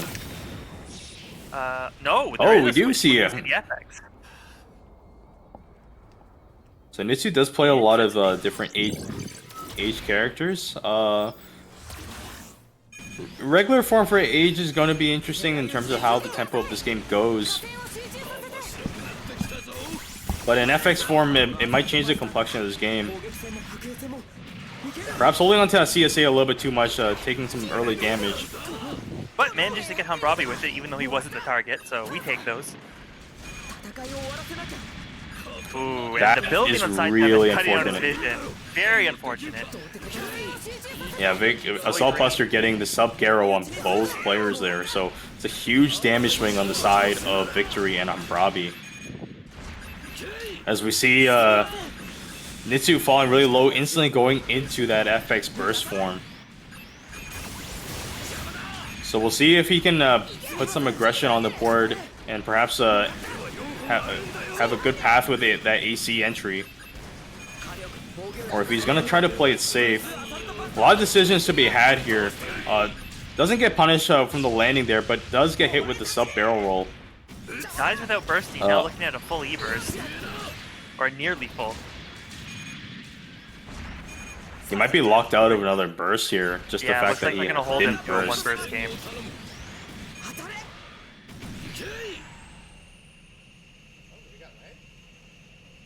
Oh. Oh. Oh, it looks like Nitsu accidentally bounced out of the game. So that's really unfortunate. Yeah, you hate to see it happen. So we're going to make a call here. So we're going to have to figure out what we're going to do. So Nitsu dropped. So technically, this should be Pure Steve's win. It does happen. Because unfortunately, there's not really any way to restart the match at the same spot. It's not like fighting games where you can kind of like calculate the number of bars left. We do know they were that Nitsuo was down one suit already, right? So Yeah, he was quite down, yeah. So, all right. So we're gonna make a call here. We're gonna take a quick minute here to figure out what we're gonna do. So, Roshan, I'm gonna get you to hit the mics on our end, and we're gonna discuss. Really untimely DC from Nitsu here.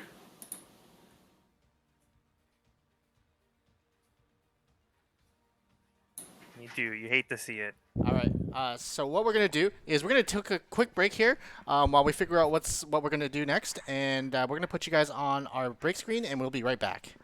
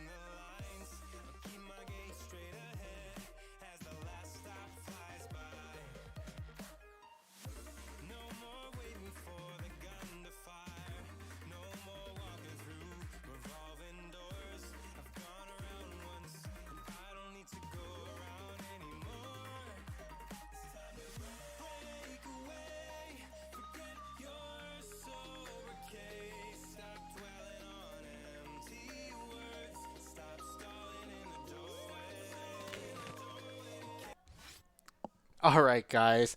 So, TOs, we actually had to do our jobs for once today.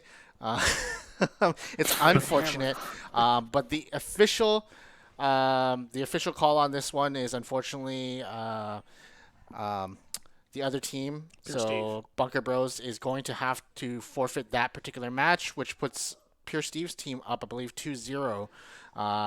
Which means they mean the set. So unfortunately, those are the rules. We are going to play by the rules. So it's a technical disconnect. It's like if your stick or pad disconnected at a tournament, it's kind of on you. Nothing we can really do about that.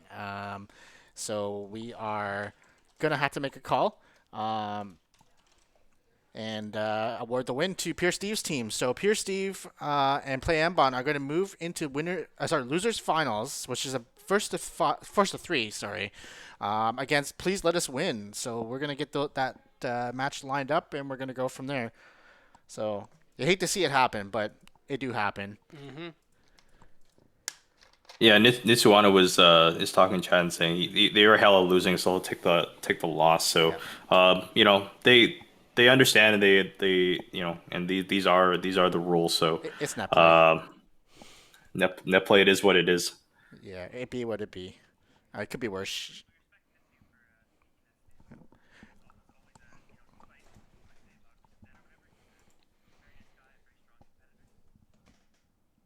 Yep. So we are gonna get the next match up. We're gonna go Pure Steve and JT Win. We're just gonna confirm that these guys are ready to play.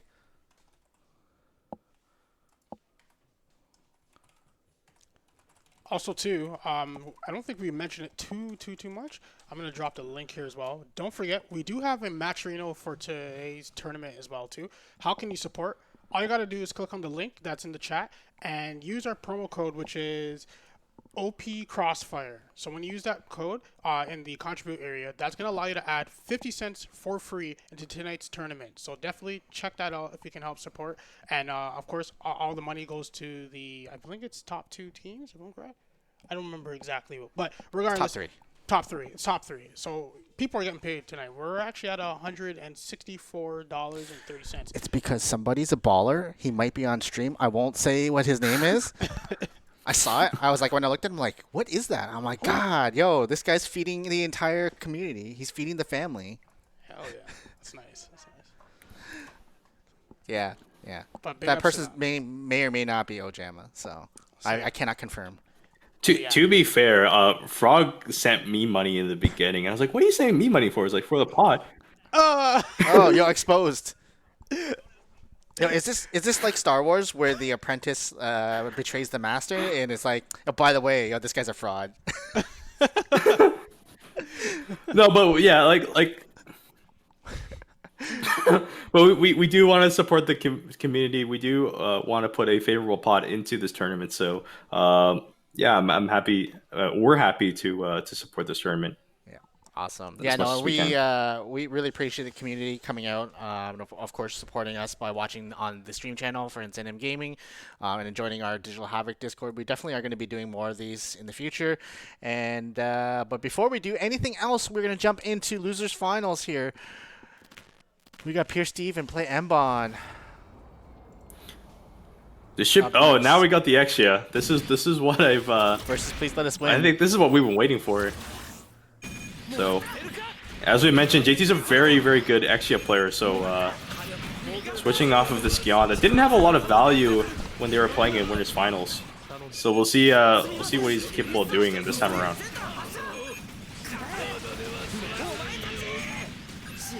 Actually, a character that he's been playing for a very, very long time, just across the series.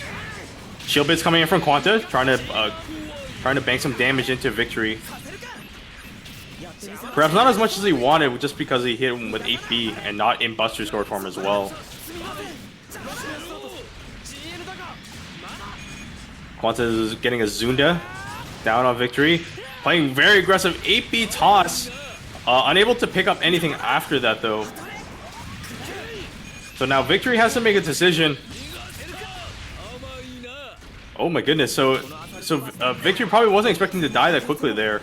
But is going to have an Esperus Assault Buster.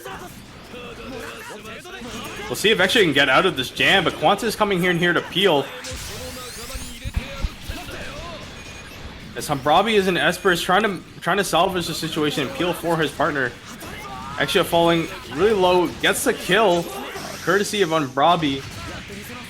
And we see an F burst from Quanta trying to come in and reverse a little bit of this game. Double F burst, double Setsuna. Let's see if they can bank some damage in. CC8B onto Hambrabi, into Victory rather, and an Hambrabi kill, courtesy of the Zabanya assist. But we're seeing a lot of damage reverse onto the Setsuna team. CC8B, a combo onto Hambrabi off of a confirm. And that's enough to reverse this game. At one point, it looked a little bit crazy just because actually it was down first, but that's the power of F-Burst with Setsuna characters.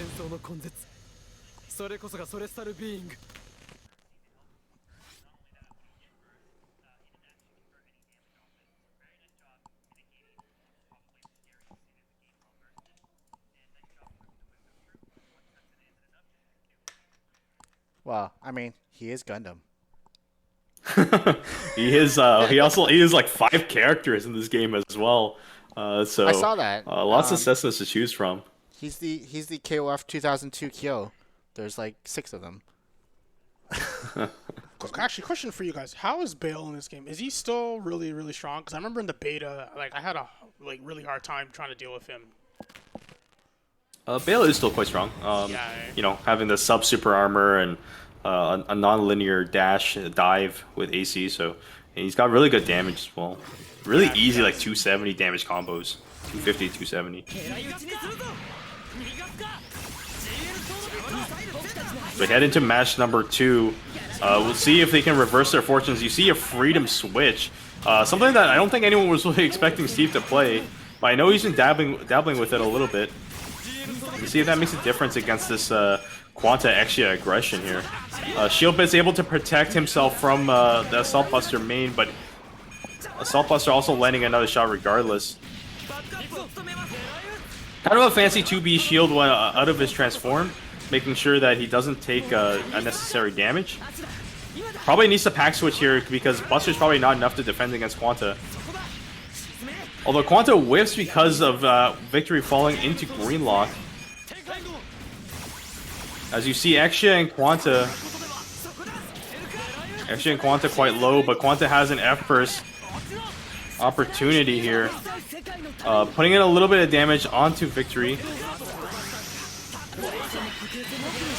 And here comes the aggression from Setsuna, the team Setsuna again. Unable to get the landing punish with the Garo Victory. It was actually possible to probably get that landing punish, so perhaps actually got away with one there. But actually, looks like he's stabilizing while also putting in a lot of pressure. Really rare 8 damage clash coming in from Exia here, but he's still alive.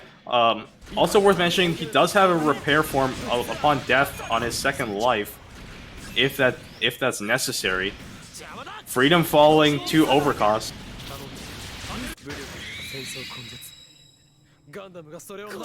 Looks like a very healthy 24 HP.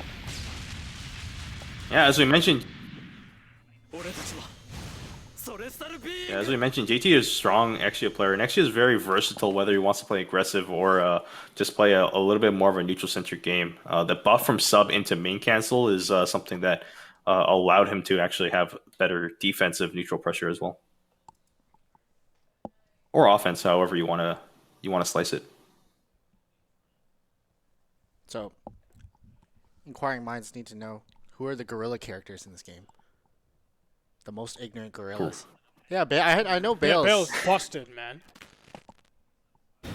Yeah, we saw an Epion. Epion can be quite ham if necessary, and you know, can bank in a ton of damage. Quanta has that ability as well, but he also has the ability to play neutral. So there are a lot of suits here that can play very gorilla, but also have this like flexible neutral capability.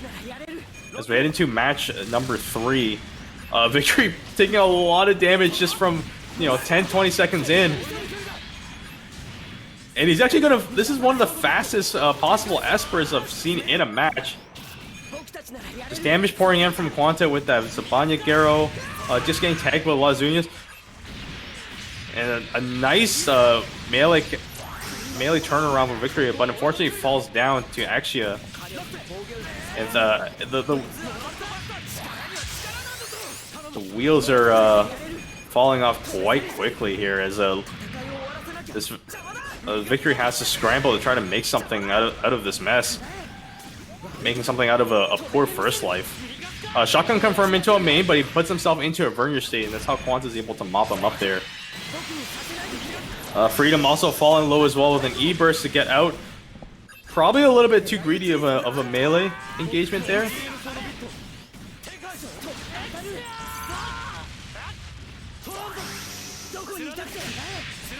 And when one Setsuna character is done F-bursting, the other one starts as Quanta. This looks like it's lethal. Oh, he misses! He misses the kill there, and Victory is able to defend him off just for the time being.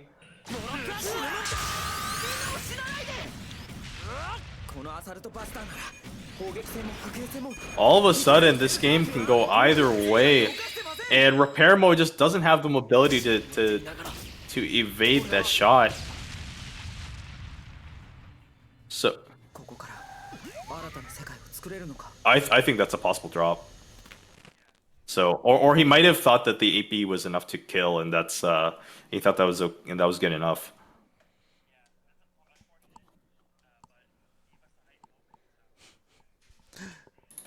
The double Setsuna plot armor wasn't thick enough.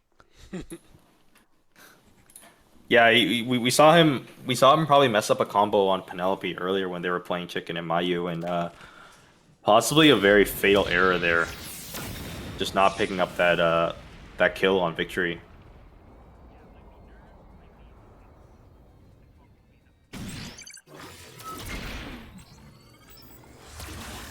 But sometimes this is a game of inches sometimes, and not getting it confirmed there might lead to a death from your partner on the other side. Into game number 4. I want to see a game 5. So we'll see if Pure Steve can come back here. Shield bit's in, but it's possibly a little bit too late to activate as he eats the damage from Buster.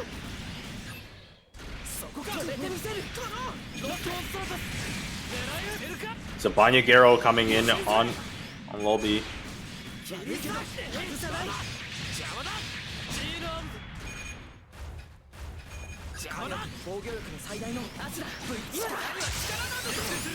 Quanta seems like he's getting a lot of value, a lot of control of this map. Despite the fact that Victory is in Assault Buster S-Burst, he's gonna put Quanta into F-Burst form, so he's probably okay with this, despite the fact that he took 2 mains here. He's gonna miss a CC8B onto Victory just because he was on top of him and force him into green lock. Garo confirmed coming in thanks to his partner confirming with a CSA with Exia. And you're gonna see Freem have to forcefully burst out due to that Setsuna damage.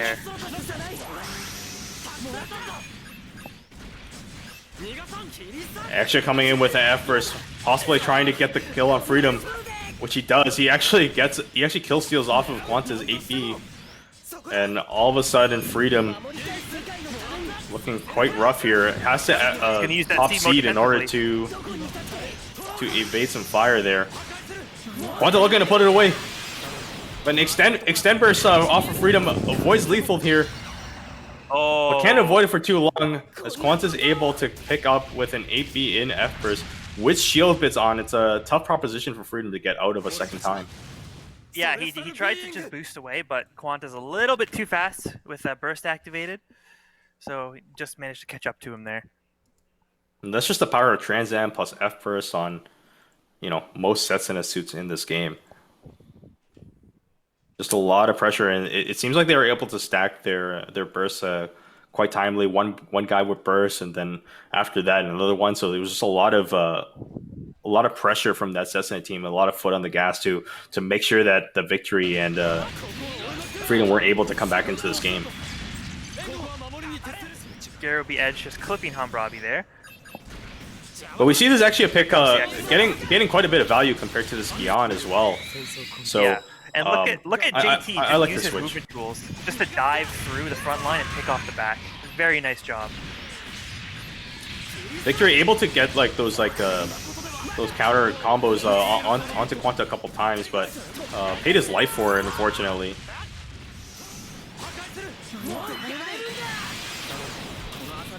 Yeah, that was a clutch E-burst to get himself out of trouble, but again, it's tough to run away from an F-burst Quanta with shield bits. Just it's gonna last longer than whatever your E-burst is. Big congratulations are in order for Stephen Lawby. You know, it's been kind of a running joke that in every tournament they enter, they come 7th, but a top 3 finish for them in this Canada-wide tournament, and they got to feel good about that. Congrats to these 2 new players who are looking good out there. Yeah, I'm excited to see how they continue to grow as they play this game, because I feel like they do have a lot of potential to improve and actually become quite a dominant force in this game, considering that they do play a lot in tournaments and they play a lot together. And having Chicken to help you out is also kind of a plus. Yeah, you can't ask for a better teacher. All right, just waiting for Chicken and Mayu to let me know they're ready to go. But look, JT and KMFK are hot off their last match, so they're revving to go. So just waiting for. You can't imagine another Gion pick, right? I don't think so. I think why JT was playing the Exia in the last matchup is he's getting warmed up on it. I think we're going to see Exia in this finals. All right, so. Looks like Chicken and Mayu were discussing some strategies, but they just gave me the go. They said we're ready, so gonna see what comes up here.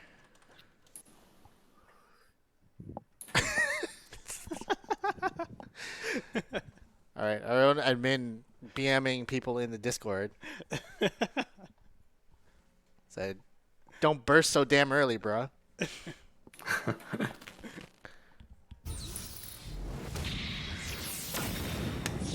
All right. And there we go. We see it. A Oh, lot of Destiny sensiness. change as well.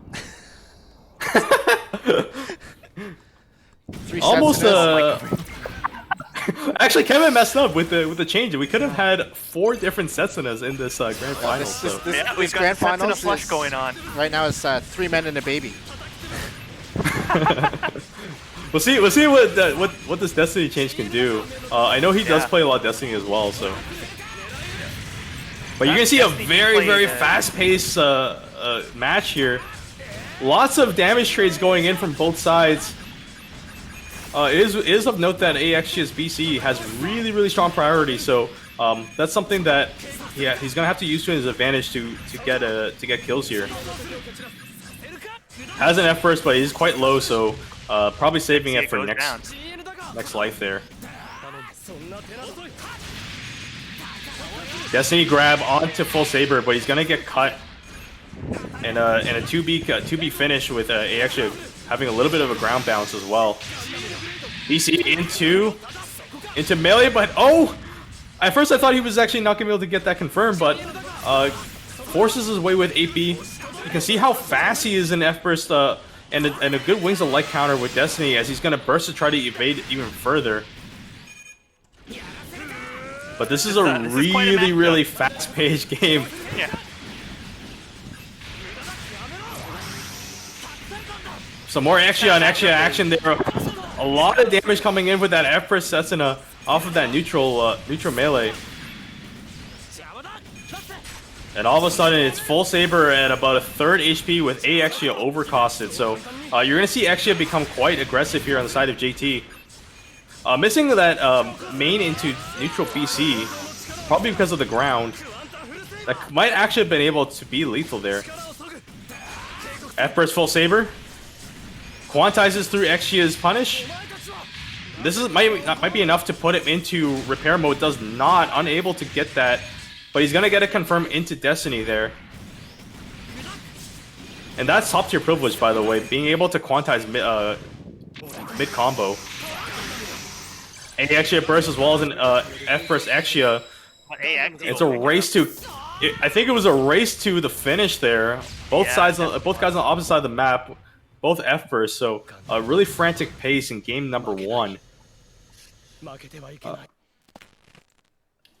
That was probably the fastest match I've ever seen in terms of just how frantic that is. But that's just the power of having A Exia and full saber, and Destiny trying to get in as well with that melee, and actually had to back up. So Yeah, we stopped playing Gundam in the finals. We're now playing Ape Escape. So let's settle in. interesting to see if that trend will speedrun. continue. Yep, and this Mountain Grand Finals got a lot bigger to climb for JT and K1 there. Sorry, yeah, KMFK, because now they are down 1 match, and in order to win this tournament, they've got to win 6 matches in a row for the reset.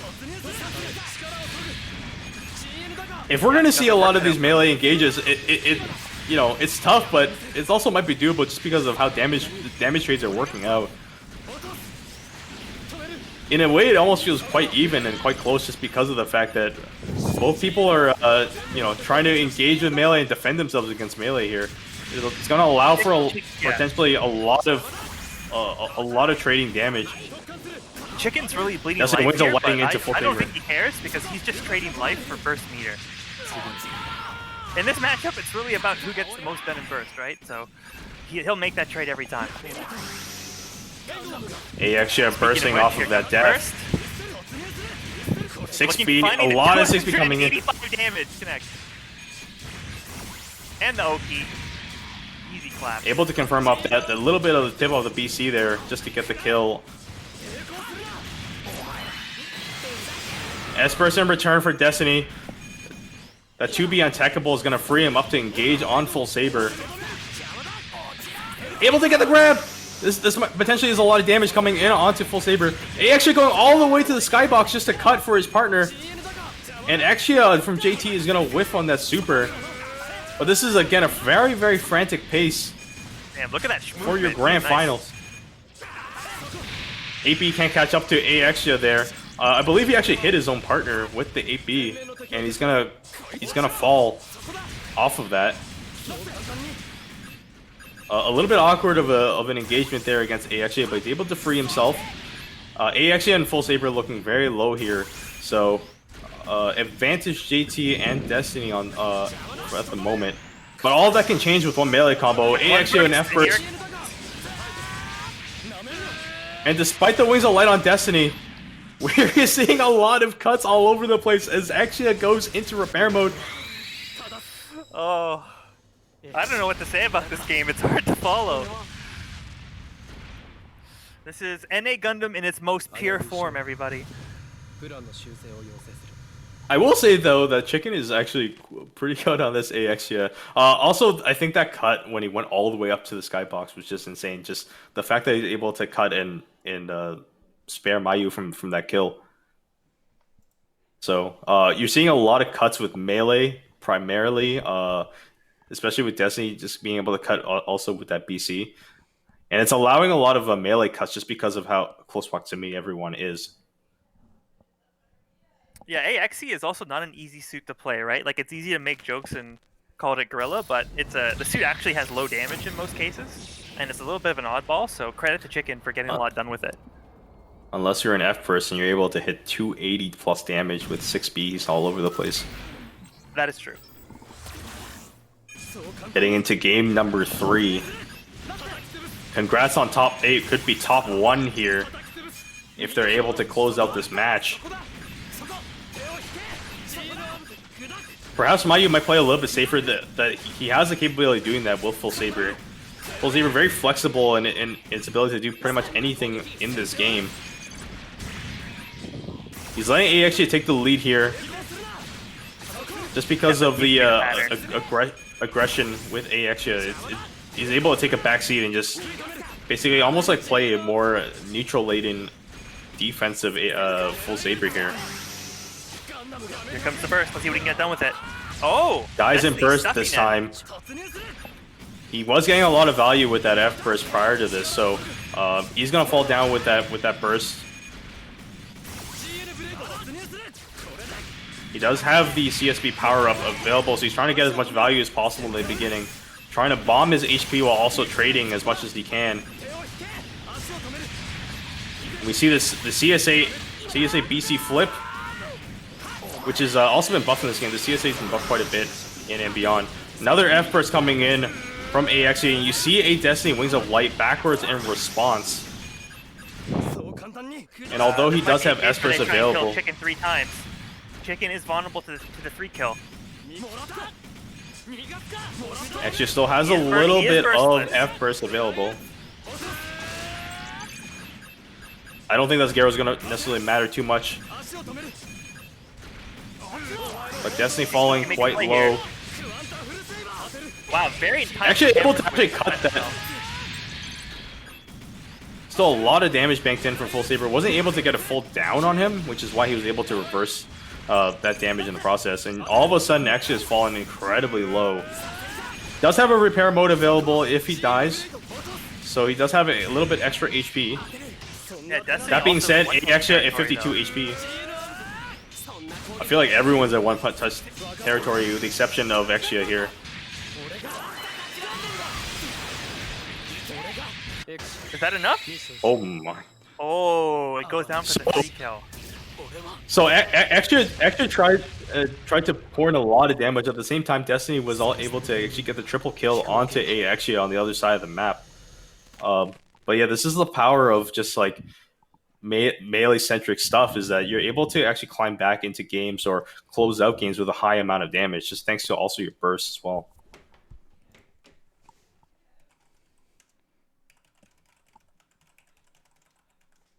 And so now we have a 2-1 going into game 4.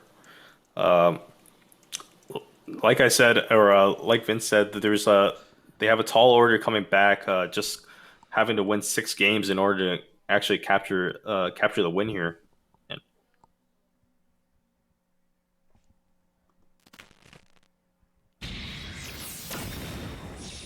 Maybe that's the read, though. If Chicken wants to throw himself at them just to build that meter, try and get him 3 times. Let's see if that was a fluke or if they can make a strategy out of it.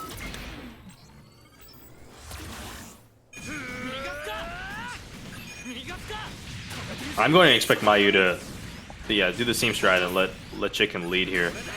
Yeah, they have no reason not to do it again. It's been working thus far. Wings of Light defensively from Destiny to get away with Axia. Able to trace some damage with that BC. But yeah, as you can see that Mayu is playing a little bit more defensively, just letting his partner lead. Destiny engaging Wings of Light, misses the boomerang. Nice block from Mayu as he's able to deny Destiny from a load of damage. And now Axia comes back in return to help out his partner and put that damage that they wanted onto Full Saber here. Destiny falling curiously low on his first health. But he finds the grab. Destiny finds a grab in Espers. It's gonna be hard to knock down again just because he's in Espers with Wings of Light. He actually with the burst just in order to peel for his partner and able to make sure Destiny doesn't do any more damage. He's gonna fall Nice in burst though. Unable to cut Destiny, despite the fact that he was doing the BC Palm. Mayuyu is lower health here than we're used to seeing him. Chicken also not using the CSB buff currently. Able to bank some damage onto the Destiny. At first I thought he was actually going to miss that confirm, but he actually able to get it with the triple BR. CSB is Now we on. see the Destiny finds CSB boomerang. buff coming in. Probably gonna Espers look coming to in from push Destiny. on, oh, He's gonna push on Mayu now after he's taken down. yeah, they're both in kill range. Mayu's got his burst. Everyone's bursting Oh, here. we're It's all all Cessna Espers. All right. And they find the kill on Chicken. And that's the power of everyone F-bursting too, is anyone can get it, and Exio was able to do the 8B BC combo onto him. The neutral BC does a lot of damage as well. I love it. Everyone activating maximum brain mode. Smooth brains. Just start mashing those melees. But yeah, 8B on Exia also really good prio, good startup, good reach. So it's probably going to be your best bet in trying to get some damage off your melee. Destiny pick seems to be working out well for Kevin. After the first 2 matches, he's made an adjustment. He's been able to push and get kills when he's needed to, and the boomerangs have been contributing to his self-defense. I've heard that he's picking it in honor of Toronto's lost hero to Halifax, Mr. Two-Toe. Shout out to our mascot. Oh, we see another Setsuna with a change to What? double riser. If Setsuna is your guy, get this game. You can play a lot of different characters featuring Setsuna. So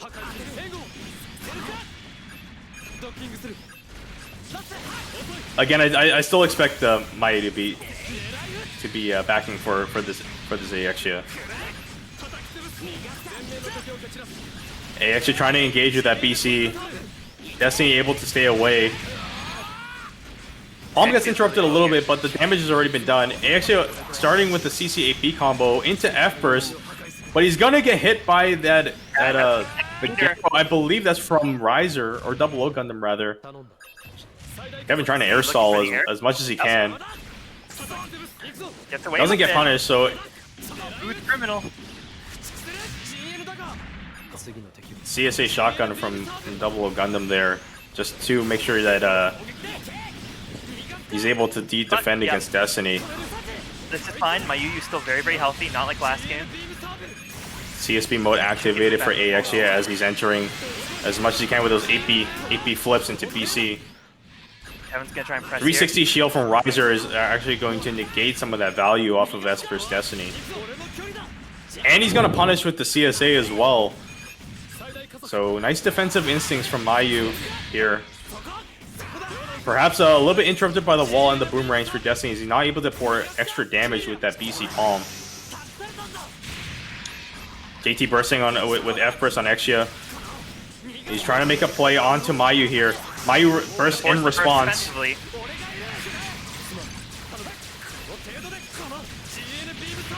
think he's able to stabilize with this S-Burst. He's gonna get another Riser mode very soon. S-Burst on Destiny. He's trying to engage onto Mayu here. Mayu should have a double Riser available. Aexia also falling very low here. That's gonna kill Aexia. Using that 360 guard. Frantic pace in this game number 5. As this can be anyone's game here at this point. Look for Aexia to really push the pace here. Yeah, with Aexia also having that CSP buff available for another life.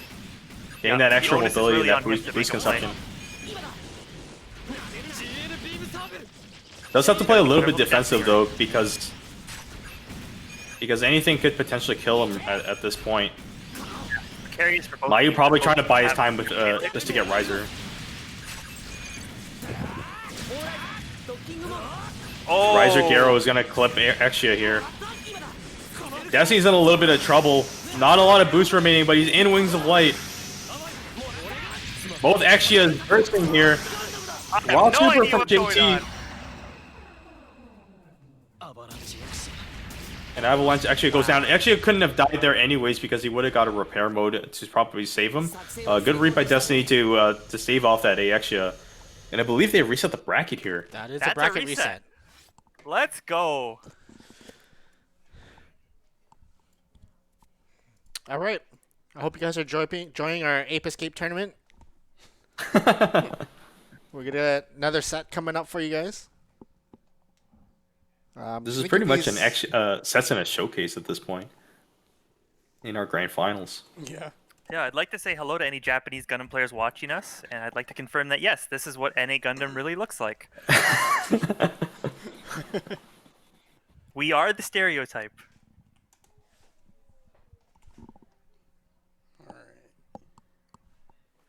All right. So I did ask if these guys want a second to strategize, but they said no. We're gonna use our smooth brains and go right into it. We'll be asking for 4 Setsunas. We'll see if he honors our request, but this Destiny has actually been a pretty good pick so far. As a way to be counter-aggressive. We see the Penelope Dark Hound now again. On the side of Chicken and Mayu. Yeah, alright, so the apes are back in the cages, going back to a more a game that resembles Gundam. They've evolved. They're like, you know what? Like, they reset the bracket, enough's enough. It's time to. Yeah, let's It's time to defend against these monkeys. let's play the game. Wings of Light from got- Destiny is still going to got- get interrupted. Probably not as much of a damage trait that he was expecting, but Penelope able to self-cut, so he doesn't take any more damage. Ooh, nice catch on the But- Garobi there. But basically, we're going to see a different look here, just with no Beyond against this. So we'll see Yeah. if this actually makes a difference, even though he is falling very, very low here. Mayu hunting for this kill. Has to respond against this Destiny S-Burst. And Penelope's trying to back away as much as possible as well. His team's starting to get really, really low. Yeah, as a it result looks like of this the Ape Penelope team is having Dark Count trouble. The Apes are having trouble closing on the Zookeeper team here. The defensive strategy is really keeping them out. Congrats on top 8, more like the Zookeeper comp here. As Mayu is just trying to make sure he doesn't lose as much HP now.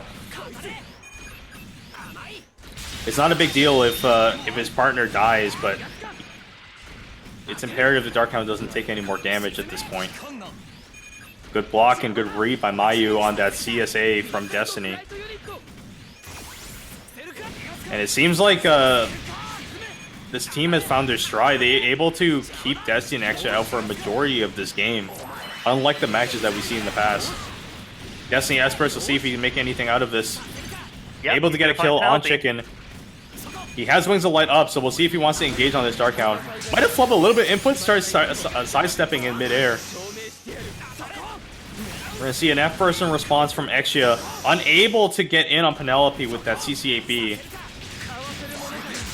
I think that was actually a super from repair mode Exia. It's quite rare to see that, but as you can see, Penelope able to sustain his HP and make sure that Exia can't get in on him. Neither player was actually able to get in on the opposing side that successfully this time around.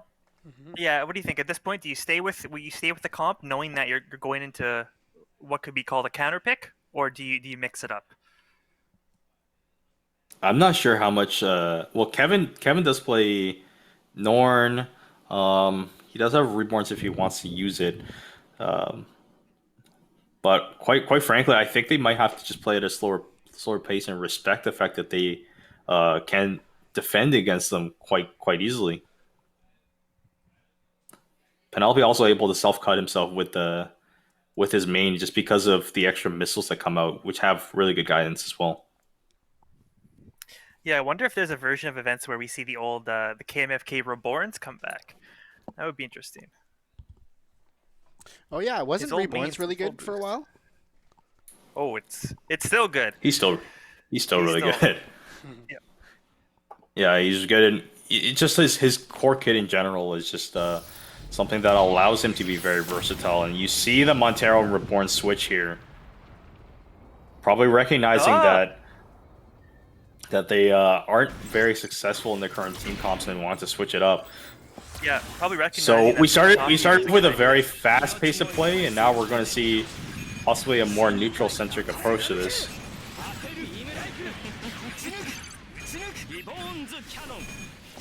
Warren's trying to set up some funnel fences as well. Just trying to space against this Penelope Darkhound team. Montero already fallen to 399, so probably gonna have to try to play a little bit more defensive with his HP. Good sub read onto Mayu there. Really good muzzle correction on that sub. Yeah, that sub is what technical players refer to as absolutely disgusting. Sub misses this time around, but he does have Gagas on hand. Doesn't land onto Darkhound, so probably reading that he might have been a little bit more aggressive, but the Gagas don't work out there. Still has one set of Garo funnels if he wants to use it, which he elects to use it on Penelope here. Gonna get the land? Penelope going for that AC Garo, not able to find it as Reborns makes a read. I believe Chicken actually used those those invincibility frames to get that melee onto Reborn's here. Yeah, he just said I'm yellow. Burst on both sides of the 3Ks. So you're seeing an S burst Odysseus versus an F burst Reborn's. Reborn's going down, but he doesn't go down in burst, so a little bit of a consolation prize for dying. Montero and S burst trying to bank some more damage here.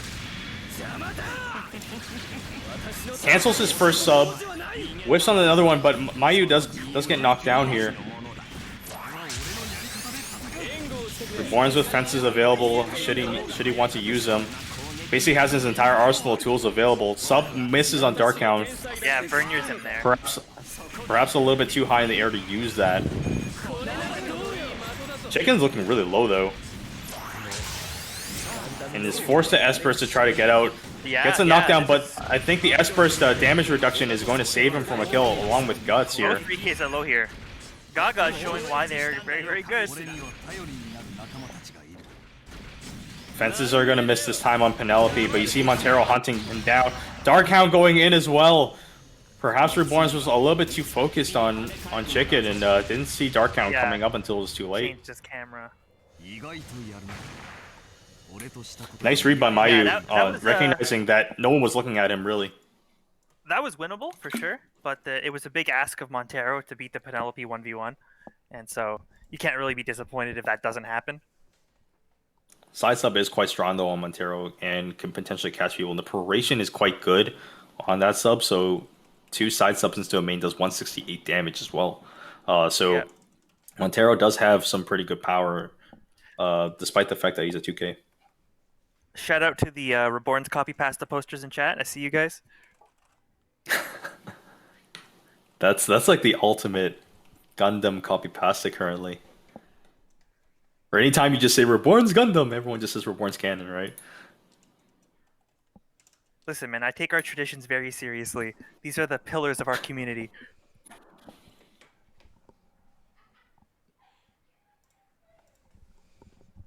Right now, I believe it's tournament point for Chicken and Mayu here. Showing that this Penelope and Darkhound is getting a lot of value. Despite the fact that the last game could have gone either way. Great pull.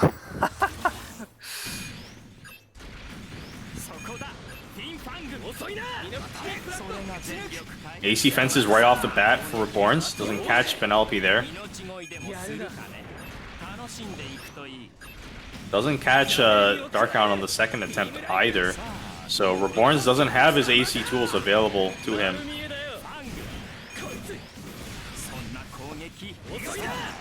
Penelope trying to make sure that he's able to scramble away and maintain his positioning. Ideally trying to stay into Penelope mode as much as possible. And Mayu's just taking his defensive lead, and thus the power of Darkhound is able to just comfortably cycle around the map. Yeah, it's super hard to push it on Darkhound unless he makes a mistake. Such a safe suit. A sub confirmed by Montero, but the building blocks the rest of it. Pretty unfortunate for JT there. Esper's almost coming in for Odysseus. He might be able to also time this with this Penelope mode transform. Looking better for Please Let Us Win in this matchup. Health regulation looks good. They've got Penelope in yellow.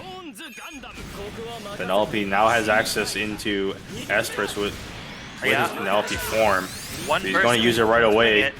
Yep. Being able to bank a lot of damage onto Montero. Now possibly looking for that overcost situation. Good block by Darkhound. Possibly, even though he got damaged, could have actually mitigated some extra damage there. Alright, Reborn's looking to die here. Yep, that's fine. The CSA sub free fall actually managed to kill himself just because of the Penelope missiles. Look at Montero do Montero things.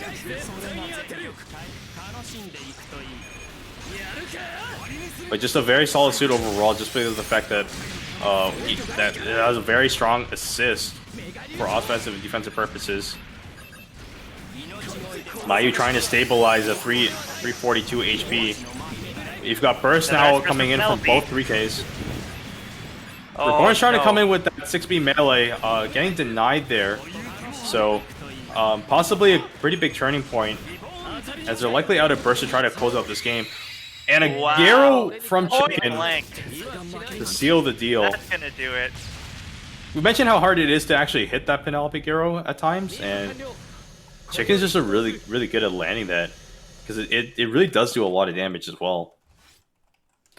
Perhaps GT also wasn't expecting that. But yeah, I believe that means Chicken and Mayu have won this tournament. Yeah. You know, at first I thought it was going to lean towards they're not even going to drop a single match, but you know, we saw the crazy bracket reset courtesy of all the sets and picks. But GG's all around Chicken to follows up in second play place Les in win. SVO with the first place in Operation Crossfire. Congrats to Chicken. Yeah. Nice job by Mayuyu. Perhaps maybe a lesser known player by some of the new players in the community, but one of the old legends of the Gundam community, and showing why today. Oh yeah. Oh, let's get a quick replay of like a lot of the matches that were happening in that grand final set there between both the teams. That was a wild first half of the bracket as well, when everyone was super wild. You know, you see all the bursts come in and they just secure so much damage. I believe that was game 1. But you can see how everyone's just playing close proximity, quite different than what we saw during the bracket reset.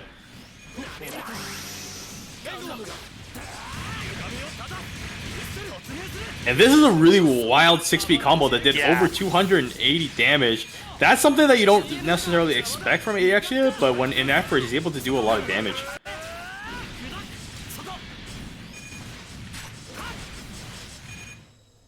But this is quite the that was quite the pace. Honestly, it was something I'm not sure if everyone was really expecting there, considering how the tournament and the games have been going prior to this.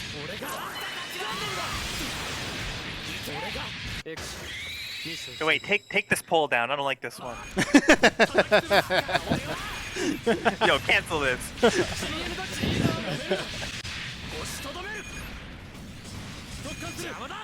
You'll see how fast this BC is from AXia, just the prio and the speed of it.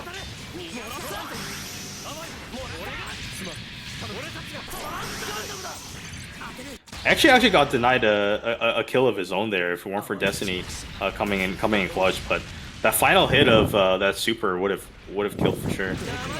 You know, a lot of these games ended the same way, with like 3 sets in his burst and me not knowing who actually got the kill until it was over. Very nice point blank arrow by Chicken. It seems like when the moment really matters, Chicken really does step up to the plate. So yeah, that was a gutsy play because it does have a startup, right? So he was vulnerable to a couple